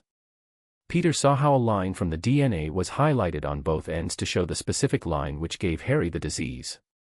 As Peter studied it, he tilted his head in confusion. It looks pretty normal to me. Well, you know what I mean. I thought as well, until I decided to do a closer examination, Gwen said as she started typing away, causing the 2 strands of DNA to appear as holograms. She first showed Peter how it was supposed to appear. See here, the OS, Ashtoran syndrome, starts from this point in the DNA strand and wraps around the structure and ends here, she said, pointing to a specific spot on the bottom of it and then the top. She then showed Harry's DNA, but on Harry, it starts just a few spots over, causing it to wrap around it just slightly differently, ending in a different place. You can't really tell at first until really close inspection. It looks almost artificial. Peter's eyes widened as he looked at Gwen in surprise. You don't mean? Gwen nodded her head. Harry was never sick, Peter, and looking at this, I don't believe his mother was either. Peter, they were poisoned to make it look like they had a hereditary disease. Chapter 95. Third person's POV. This could mean a lot of things, Peter muttered, flabbergasted, with a hand on his chin. Gwen nodded in agreement. She then typed something for a few seconds, which caused the red line to disappear, revealing Harry's DNA without the red lining. Without it, it doesn't show that Harry has any history with hereditary diseases. If his mother did have any, even if it was dormant or inactive, it would show, but here, there's nothing. After a tense silence between them, Gwen asked the question that lingered in the air, do you think Norman is forced to work for them? Peter didn't answer, as the answer was obvious. Do you think that's why he's a jerk and cold to Harry? So it would appear he doesn't care about him and they wouldn't target them. Peter closed his eyes, and 1,000 thoughts circled his brain at once. I don't think he was forced, more like enticed into it. Gwen's eyes widened, and with a serious expression, she asked Peter to elaborate. In the recording, the way Norman spoke, it didn't sound like someone who was forced to cooperate, more like someone who's trying to gain achievement. I know that could mean him trying to get achievement so they leave Harry alone and cure him, but something is telling me that's not it. Here's what I believe based on everything we learned and know. They first poisoned Harry's mother, causing Norman to go into despair. I don't know if they came to Norman or Norman came to them, but they drove Norman to the point where he had to ask for outside help. That help was them. They gave Norman a few samples of SSS for him to come up with a cure himself, but it was more likely for him to come up with a way to transfer the SSS. During that time, my parents started getting involved and started helping Norman out without them knowing who was behind Norman. Then Harry and I were born. I don't know if the poison passed on to Harry during the womb or they poisoned him when he was little, but when Norman found out Harry had the same disease as his mother, it must have driven Norman past his limits. So when my parents announced they were extremely close to getting it done, Norman immediately demanded human subjects. So when my parents refused, saying that it was unethical, that must have gotten Norman furious. Just imagine, you were so close to getting what you wanted, close to healing your family, the ones you love, all for two people to stop you. So he must have first threatened them with me, saying that if they don't hand over the information to him, he would do something to me. He then realized that they were planning on escaping and going into hiding, but Norman couldn't allow that. After all, my parents were the key to helping the people he loved, so they left him with no choice but to contact Hydra. Once Hydra realized that they were close to getting what they wanted, they also came to the same conclusion as Norman. They couldn't allow my parents to escape, so they worked together, and ended up killing them. Peter closed his eyes and took a deep breath. He shook his head as he realized he went on a tangent. Why am I on the ceiling? Gwen, who had her mouth slightly agape due to Peter's deduction, answered his query. When you were explaining everything, you started pacing back and forth, and before you realized it, you started walking up the wall with your hand on your chin and everything. Peter flipped back down and apologized. Sorry about that. Gwen let out a heavy sigh and couldn't help but sit down. Everything you just said. I can picture it happening, and it wasn't a pretty sight. Just what are we getting ourselves into, Peter? Gwen sighed once more as she leaned further back in her seat. Peter kissed the top of her head, causing her to close her eyes and bask in his love to make herself feel better. Should we tell Harry? Gwen asked. We should, but not now. I feel like he would do something rash if he found out, Peter replied. Do you think he'll get mad for not telling him as soon as we found out? Gwen asked, weariness evident in her expression. Yes, he would. But I know Harry, he'll come to realize we didn't tell him for his own good, Peter sighed. Tell me, do you think you're able to come up with an antidote? Gwen nodded. Yes, it shouldn't be too hard. If it truly was a hereditary disease, it would have taken me much longer and would have been much more difficult, since we would have needed to find a way to reconfigure his DNA structure. But since it's just poison made to look and behave like a hereditary disease, it shouldn't be too difficult. The minimum amount of time it will take me is a week, the absolute maximum a month. Peter nodded, and they both went back to work. The next day, Norman was seen heading into his office. As he entered, he unconsciously looked around before pulling on a bookcase, causing it to slide to the side, revealing a hidden door. Norman inputted the code before pressing his thumb on the fingerprint scanner. Once inside, Norman looked confused. He went towards his desk and started moving things around. Where is it? I know I left it on this desk, damn it. Norman started to become more agitated as time passed. He immediately went straight to his computer, pulling out camera footage. He sped up everything for the past few days and stared at the screen with his arms crossed and a serious expression. After a few minutes, his hand landed on the space bar, pausing it. He pulled back the chair and sat down, rewinding the footage before pressing play. He saw the SSS serum on his desk, then immediately disappearing. He replayed the clip over and over again, growing angrier with each passing second. His fist came hammering down on his keyboard. Bang, bang, bang, bang, bang. Keys from the keyboard started flying everywhere as he started to heave in anger. It was stolen, he growled. But how? They were able to get in and guess the password and everything. They were even able to change the footage. Who could have done such a thing? Norman started putting the keys back in place. Could it have been the spider couple? Did they find out it was me who sent someone after them? Norman tried to guess based on who might have animosity with him. Norman shook his head. No, it couldn't be them. They don't know it was me. Even if they did, they don't know anything about this room or how to get in. That only leaves one other option. Hydra. But why, God damn it? I have cooperated with them for years now. No, now that I think about it, it couldn't have been them. They mentioned sending me more samples. Why would they go out of their way to just take one away? Could it have been Harry? Norman pondered but then looked at the time of the accident. No, it couldn't have been him either. He was over at Peter's during that time. Norman started to grumble before deciding to focus on what he was previously researching, the Goblin formula. As he finished putting the keys back and started his search, his breathing grew more and more frantic, his eyes even started to quiver, until he stopped clicking his mouse and leaned back in his chair with a lifeless look. Tears started to slowly stream down his face. It's gone, it's all gone, my life's work. What am I going to do now? That was my only way to save my boy. I failed him, Norman's voice choked. Chapter 96. Third person's POV. Later in the day. Knock knock. Senator Stern, a package with your name on it has arrived, a female voice sounded behind the closed door.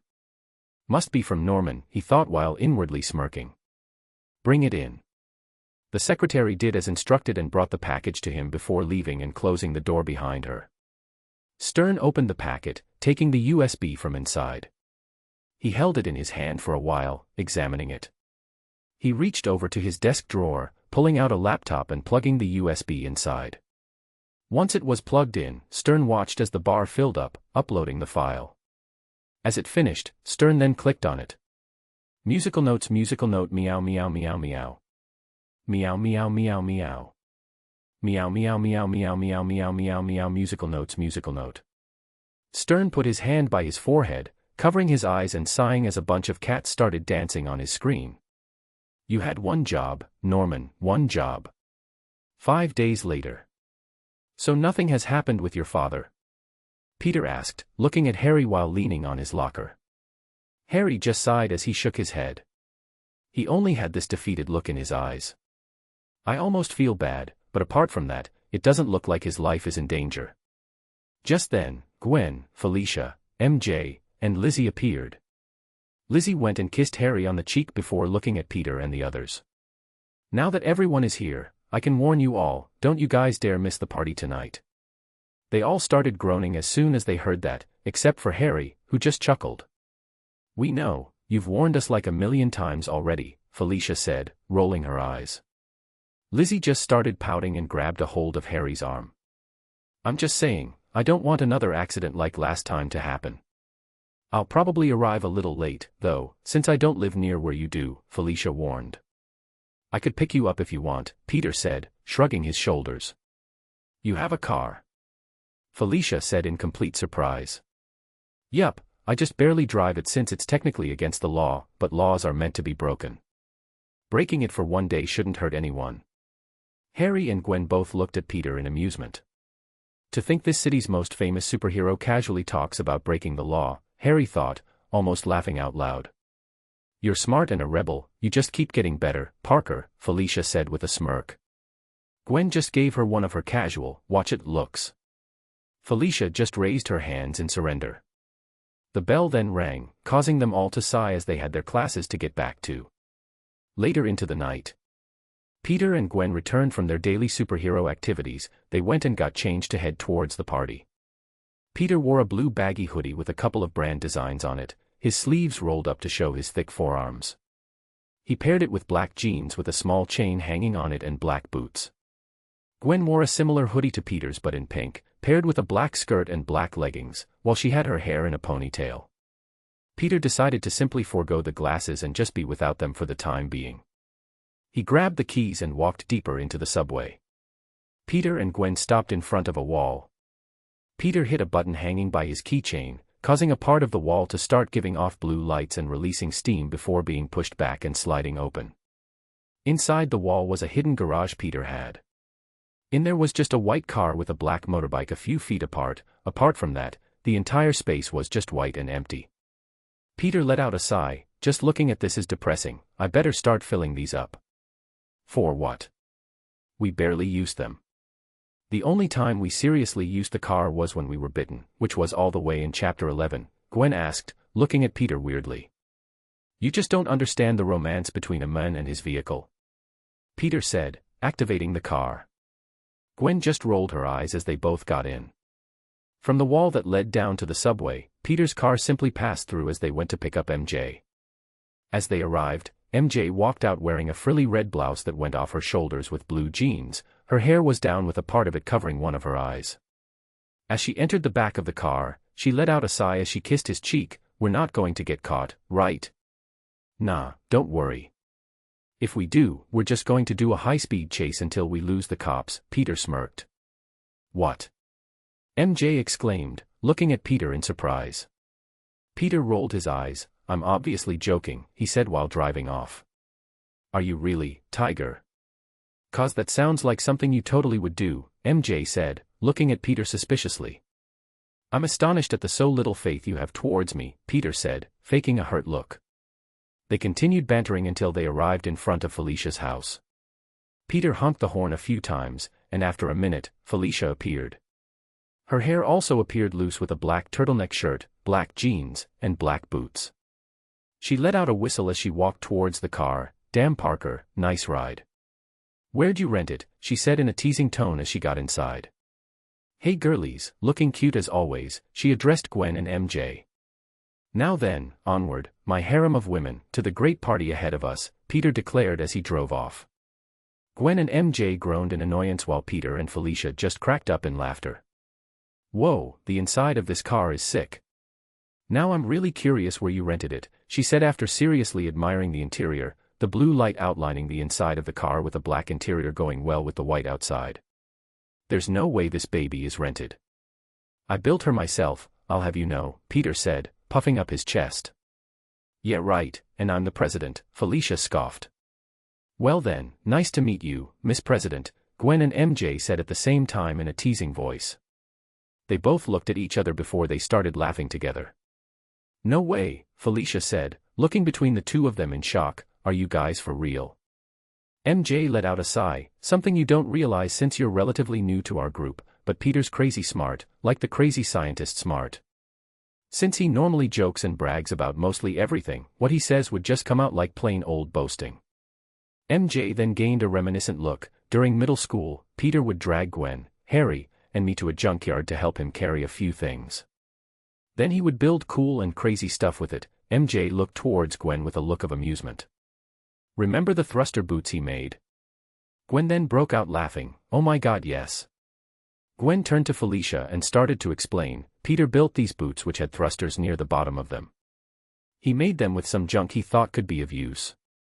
As he activated them, the thrusters, he flew a bit off the ground but a part that was holding the thrusters together came off causing them to be in a weird angle.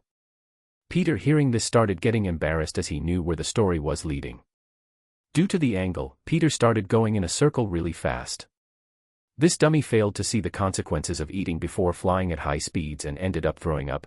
Due to how he was flying and going in the air, the vomit ended up hitting perfectly in his face causing him to really start screaming and flapping his arms. Which kinda helped as it changed his angle and causing him to fall to the floor while rolling. As he stopped, he was on his hands and knees vomiting some more by how disgusted he was about the situation. We didn't mean to, but MJ and I couldn't help it but start laughing. Harry started crying laughing as well. He was laughing so hard he accidentally ended up throwing up as well, by how grossed out he was and how funny it was. Seeing that, MJ and I absolutely lost it. We almost peed ourselves laughing. We literally couldn't breathe with how hard we were laughing. I have sworn to never touch rocket boots since the day I live, Peter thought as even his cheeks started turning red. Felicia was laughing hysterically while pointing at Peter, which caused him to grumble, it's not that funny, I was seriously traumatized by the experience. Aunt May and Uncle Ben had to get me to therapy because of it. They continued their conversation and sharing stories with Felicia for a bit before they soon arrived in front of Lizzie's large estate, where the party was being held. Chapter 97. Third Person's POV. When they arrived at the given address, they were all stunned as they looked at the large house. It almost appeared like a mansion all of its own. Has Lizzie always been this rich? Peter asked in confusion. Apparently. Who would have thought?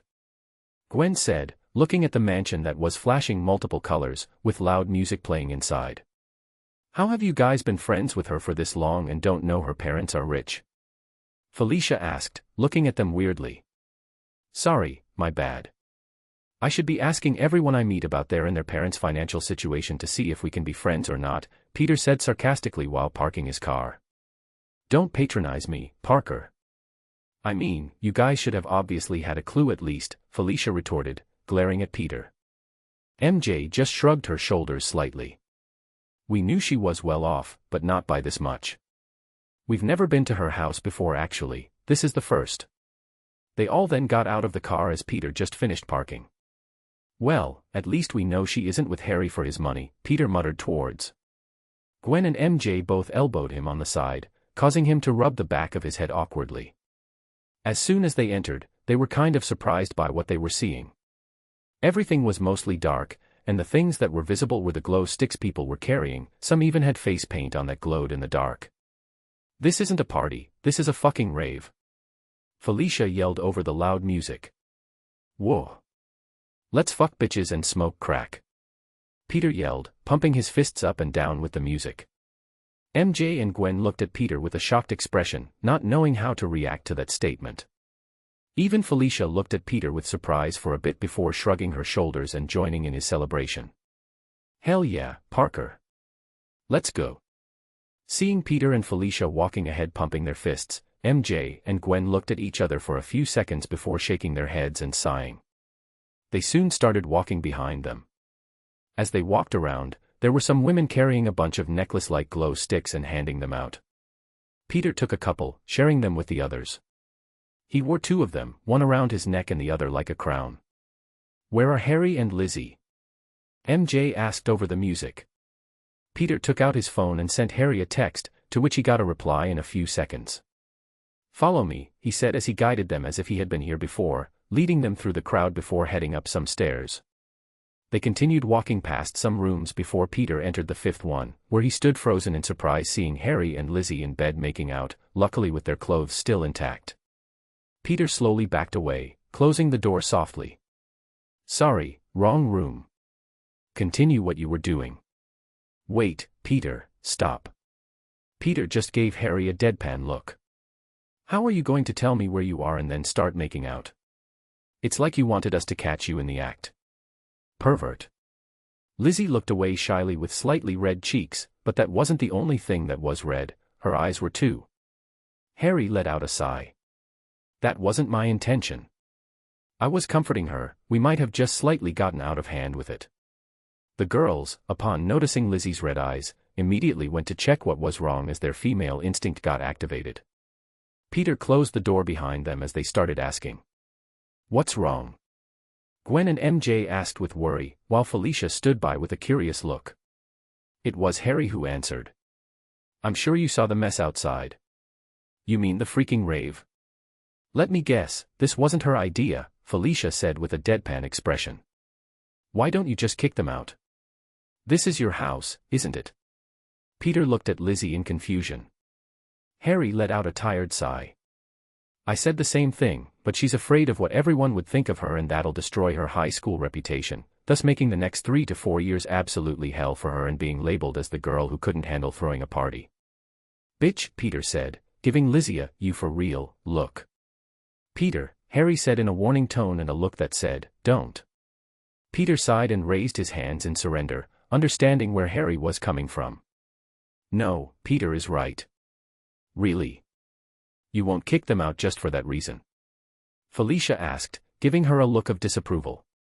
Lizzie glared at Peter and Felicia.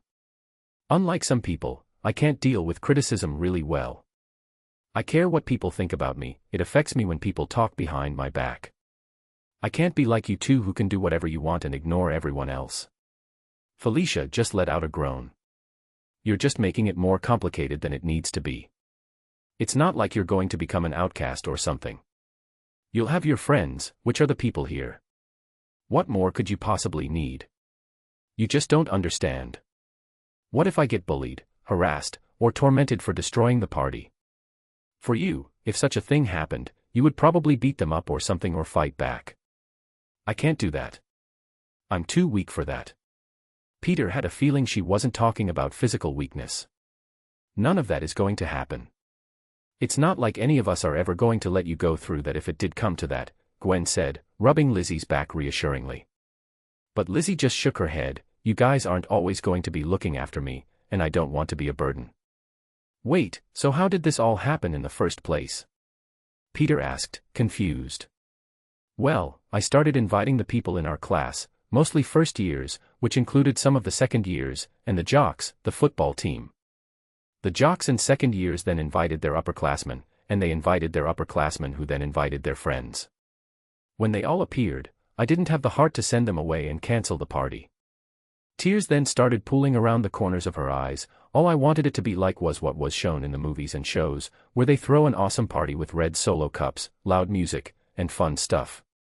Not this mess. I don't even feel like the host of the party. Before they had a chance to sigh depressingly, Peter issued an ultimatum. Okay, so here are your two options. Either you cancel this party and show them who's boss by kicking them out. Or you firm it to save face, you keep all what you are feeling and just try your best to enjoy the party, well, what you can for the most part, while ignoring the part that makes it bad. Are those truly my only options? Lizzie said unsurely. If any of you can come up with a better plan, then I'm all ears. Lizzie's lip quivered before she let out a defeated sigh with a single tear rolling down her eye. She gave them a smile as she then said in a fake cheery voice. Let's enjoy the party. Chapter 98. Third person's POV.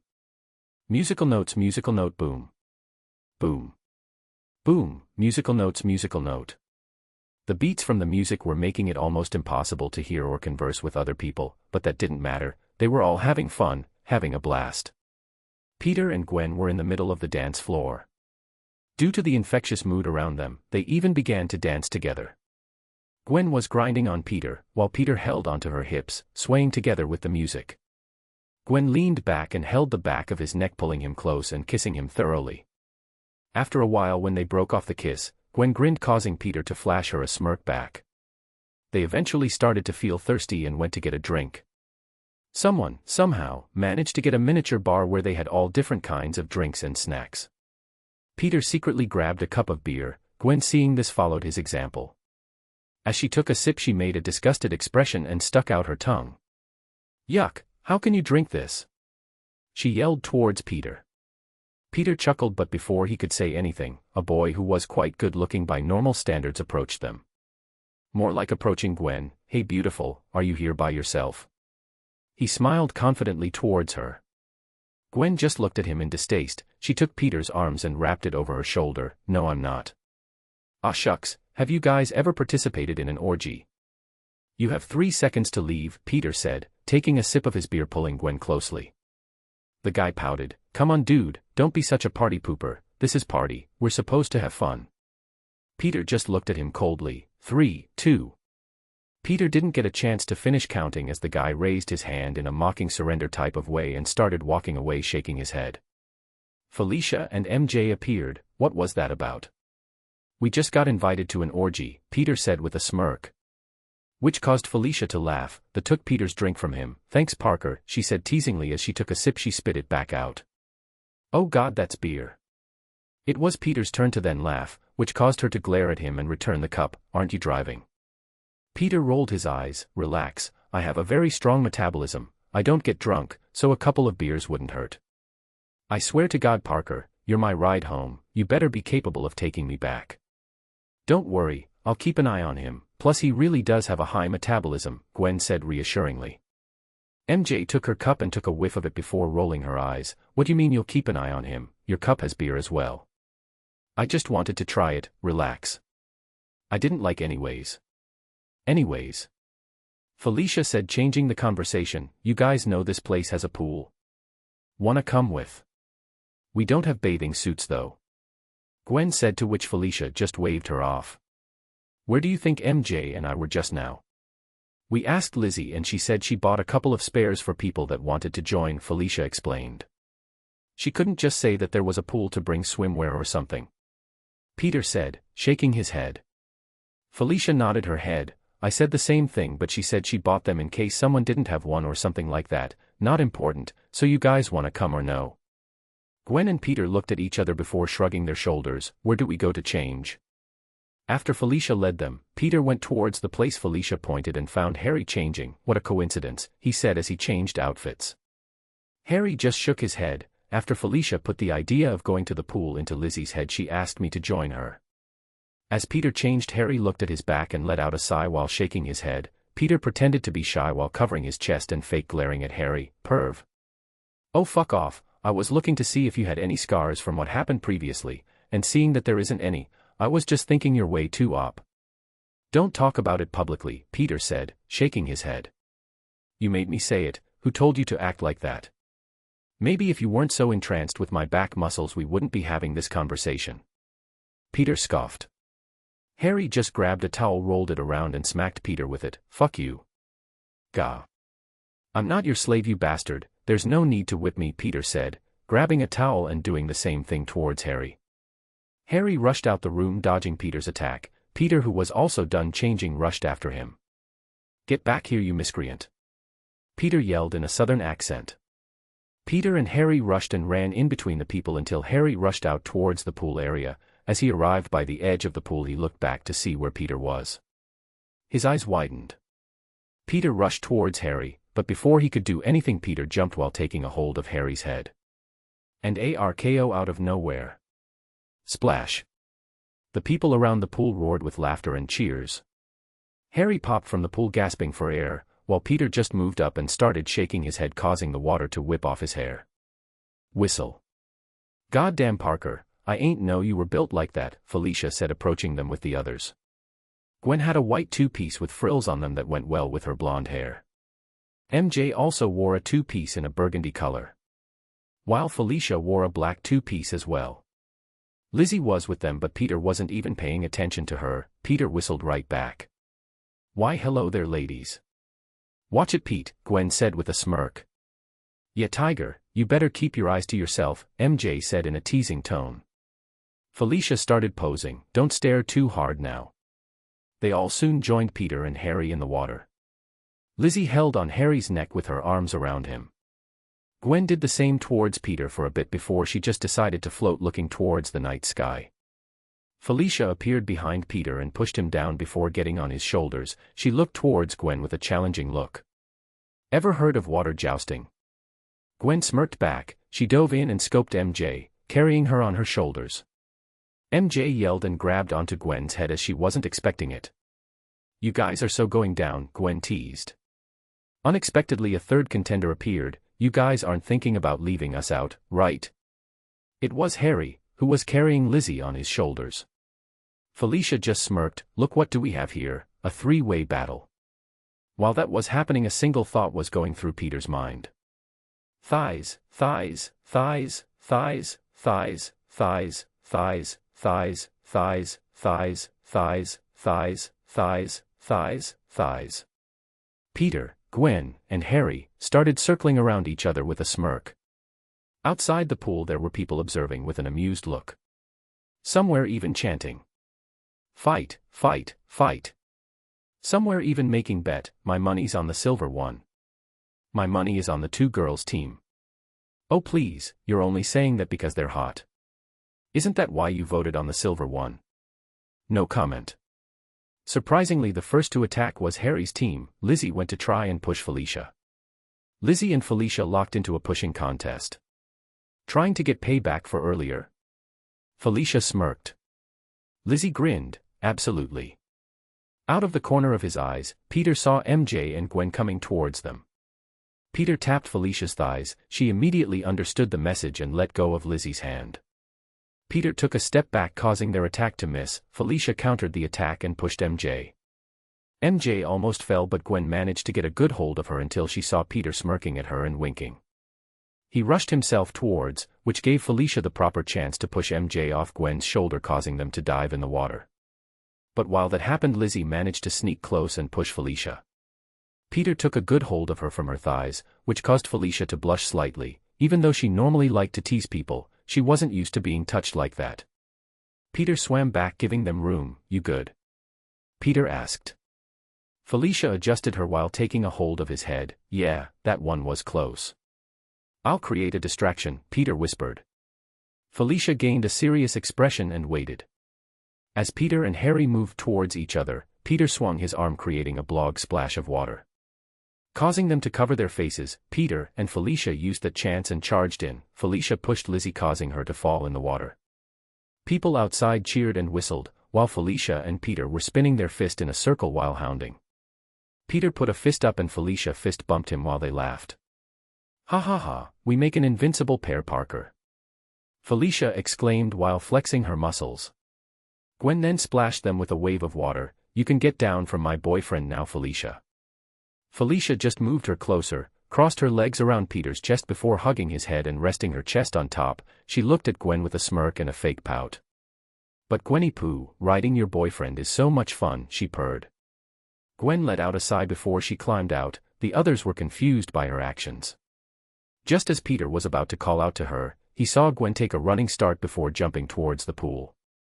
She managed to replicate Peter's earlier move. As she was falling, she grabbed Felicia's head and performed an RKO, taking her down from Peter's shoulders.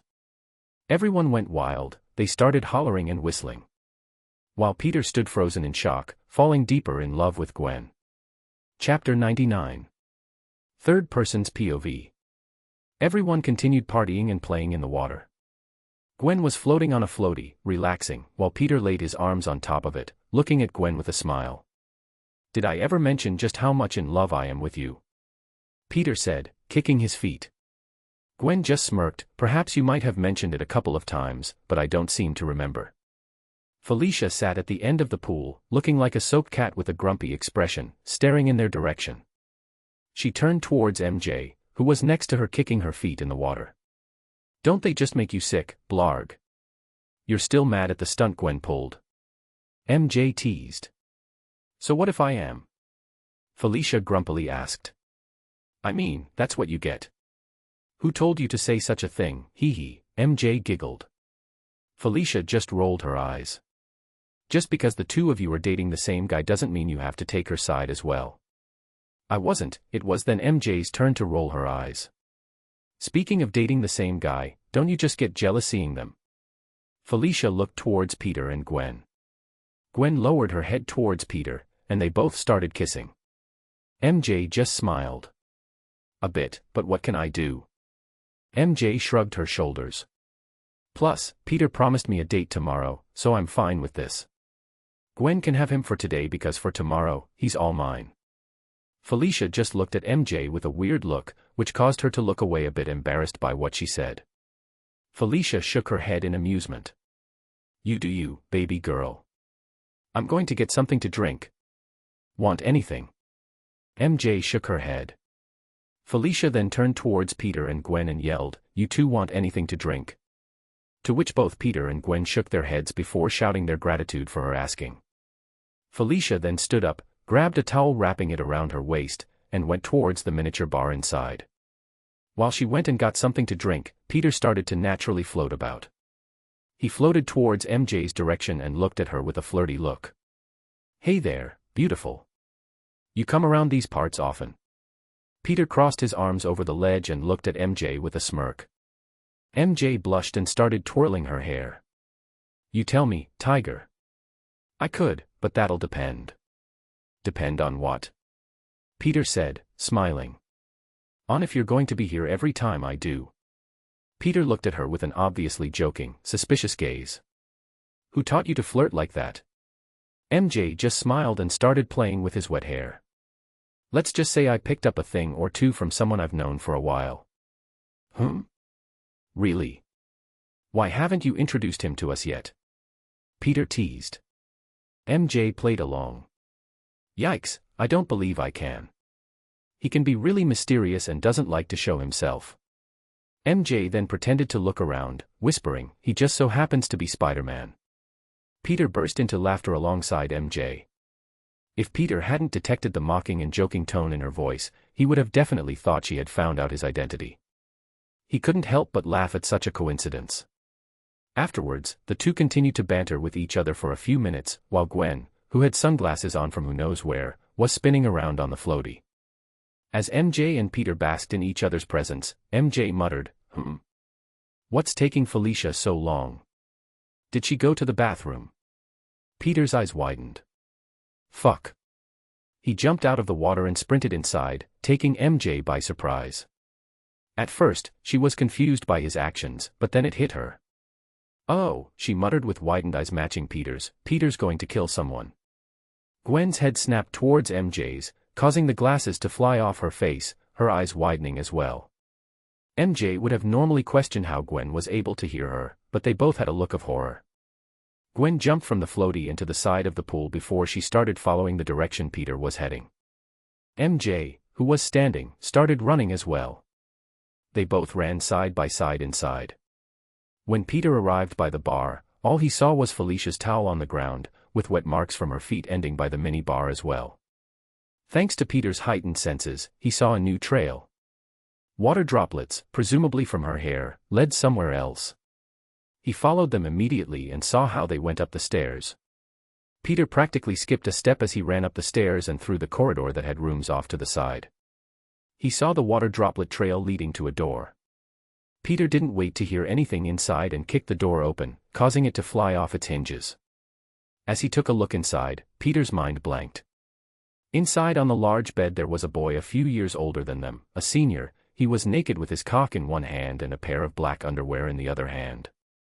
Felicia was naked on the bed, motionless, her eyes opened and tears running down her face without making a sound.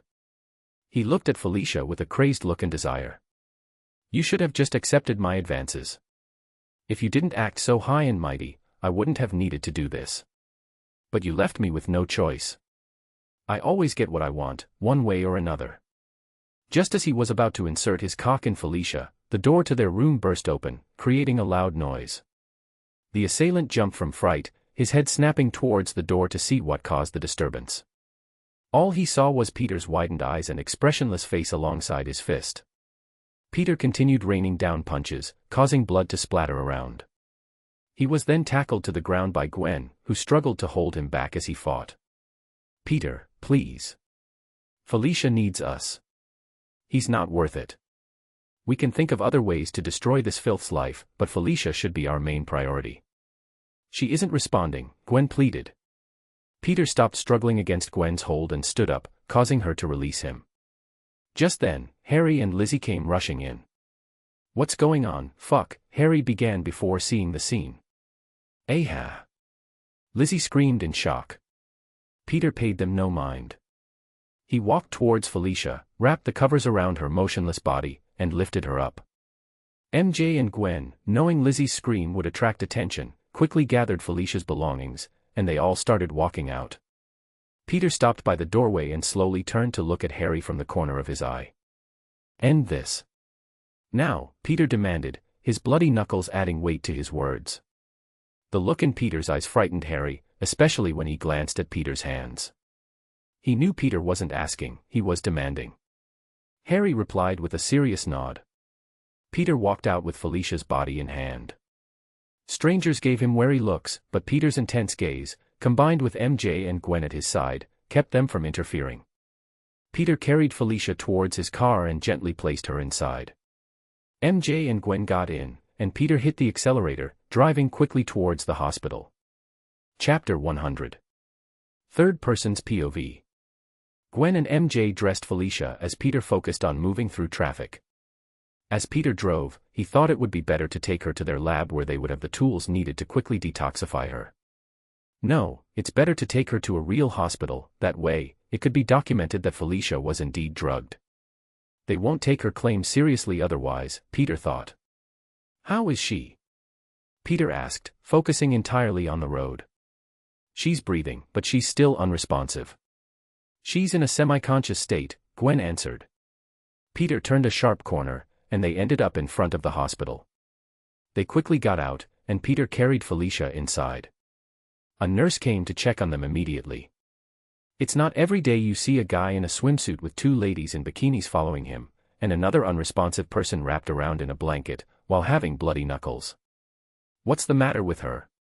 the nurse asked. "She's been drugged," Peter answered.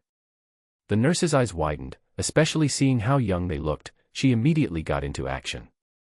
Soon a doctor came and started checking up on Felicia. They took her to a room to start their checkup and see what they could do. The nurse from earlier then appeared and looked towards Peter. "Come, let's get your knuckles wrapped up." Peter shook his head. "No need.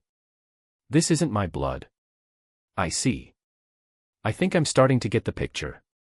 At least clean up your hands, and call someone to bring you guys clothes or something. You guys can't be standing out here naked," she informed them. "We kind of left in a hurry and didn't bring our phones with us," Peter said awkwardly. The nurse let out a sigh and handed them her phone. "Here, be quick." Peter sighed and decided to call Uncle Ben. Dial. Ring. Ring. "Hello." Uncle Ben said as he didn't recognize the number. "Aw, hey Uncle Ben, how are ya?" Peter said, a bit embarrassed. Peter heard Uncle Ben let out a sigh on the other end of the phone. "What did you do this time?" Why do you always assume I'm the problem? Peter grumbled. Peter then heard the nurse clear her throat, indicating to him to hurry it up. So yeah, listen, I'm at the hospital, and I don't have any clothes with me at the moment. Do you mind bringing me, Gwen, and MJ some clothes? No, I'm not hurt, and neither are Gwen and MJ, Peter replied. Our friend got drugged and almost, you know. Peter replied again. Top drawer, Peter answered. Yes, I resorted to violence, but you can forgive me this time. You can't seriously get mad at me for this. It doesn't matter that I promised, I snapped, okay. Huh, you really aren't mad. So like you're really not angry or anything like that, just disappointed I didn't follow your earlier advice, but you understand why I did what I did. Oh, okay, see you in a bit, yeah, bye, hugs and kisses, choo choo yeah, I said that to piss you off a bit, okay, bye, love you, he, Peter said. Peter's earlier joking expression disappeared, and only his serious expression remained as he handed the nurse back her phone. Thanks, Peter said. The nurse just looked at him with an amused look before shaking her head and walking away as she had other patients to deal with. Peter's earlier antics on the phone had calmed down Gwen and MJ's nerves slightly, which was exactly his plan. Peter then clapped his hands, getting Gwen's and MJ's attention, so, he started. While we wait for Uncle Ben, let's put our heads together on how to dispose of a body, Peter said nonchalantly with a big smile. The doctors and nurses that walked by stopped for a bit and looked towards Peter's direction in shock. Peter, Gwen chastised seeing the look the doctors were giving them. I'm joking, there's no way I would need to discuss that I already know how to do it, Peter said waving them off. Peter. It was MJ's turn to grow embarrassed. Peter just raised his hands in surrender, sorry it's how I cope with stressful situations. Just as they continued to wait for Uncle Ben, a woman came rushing towards the area Felicia was being taken care of. My daughter, is she going to be okay? She asked the nearest doctor she could get her hands on. The doctor, clearly having experienced this before, calming her down, please tell me the name of your daughter so I can verify. Her name is Felicia Hardy, the woman answered, clearly distraught. The woman was tall, had blonde hair, and wore a green woman's business suit. Ah yes, the doctor said, nodding his head, thanks to those three over there, they were able to bring her in on time to get the drug out of her system, which we are doing as we speak. Now if you'll me, he said politely while pointing towards Peter and the others before excusing himself. The woman turned towards the three almost nude teens and walked towards them. Explain everything that happened, she demanded coldly. He just looked at her for a bit before nodding his head. He narrated everything from when he first went to pick her up to when he blanked out for a few seconds. As Peter was narrating, Uncle Ben appeared carrying a bag. Does there seem to be a problem, madam? He asked, approaching. Are you family to this young man? The lady asked. Yeah, I'm his uncle, Uncle Ben said as he gave Peter the bag of clothes. The woman turned towards and expressed her gratitude. Thank you for caring for my daughter and looking after her. If it was for your actions, I don't even want to think what might have happened to her. Peter just shook his head. Felicia is our friend, we went together, so she was my responsibility. I'm just ashamed I let it come this far.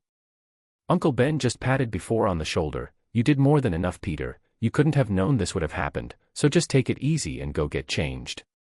Peter just let out a sigh as he went with Gwen and MJ.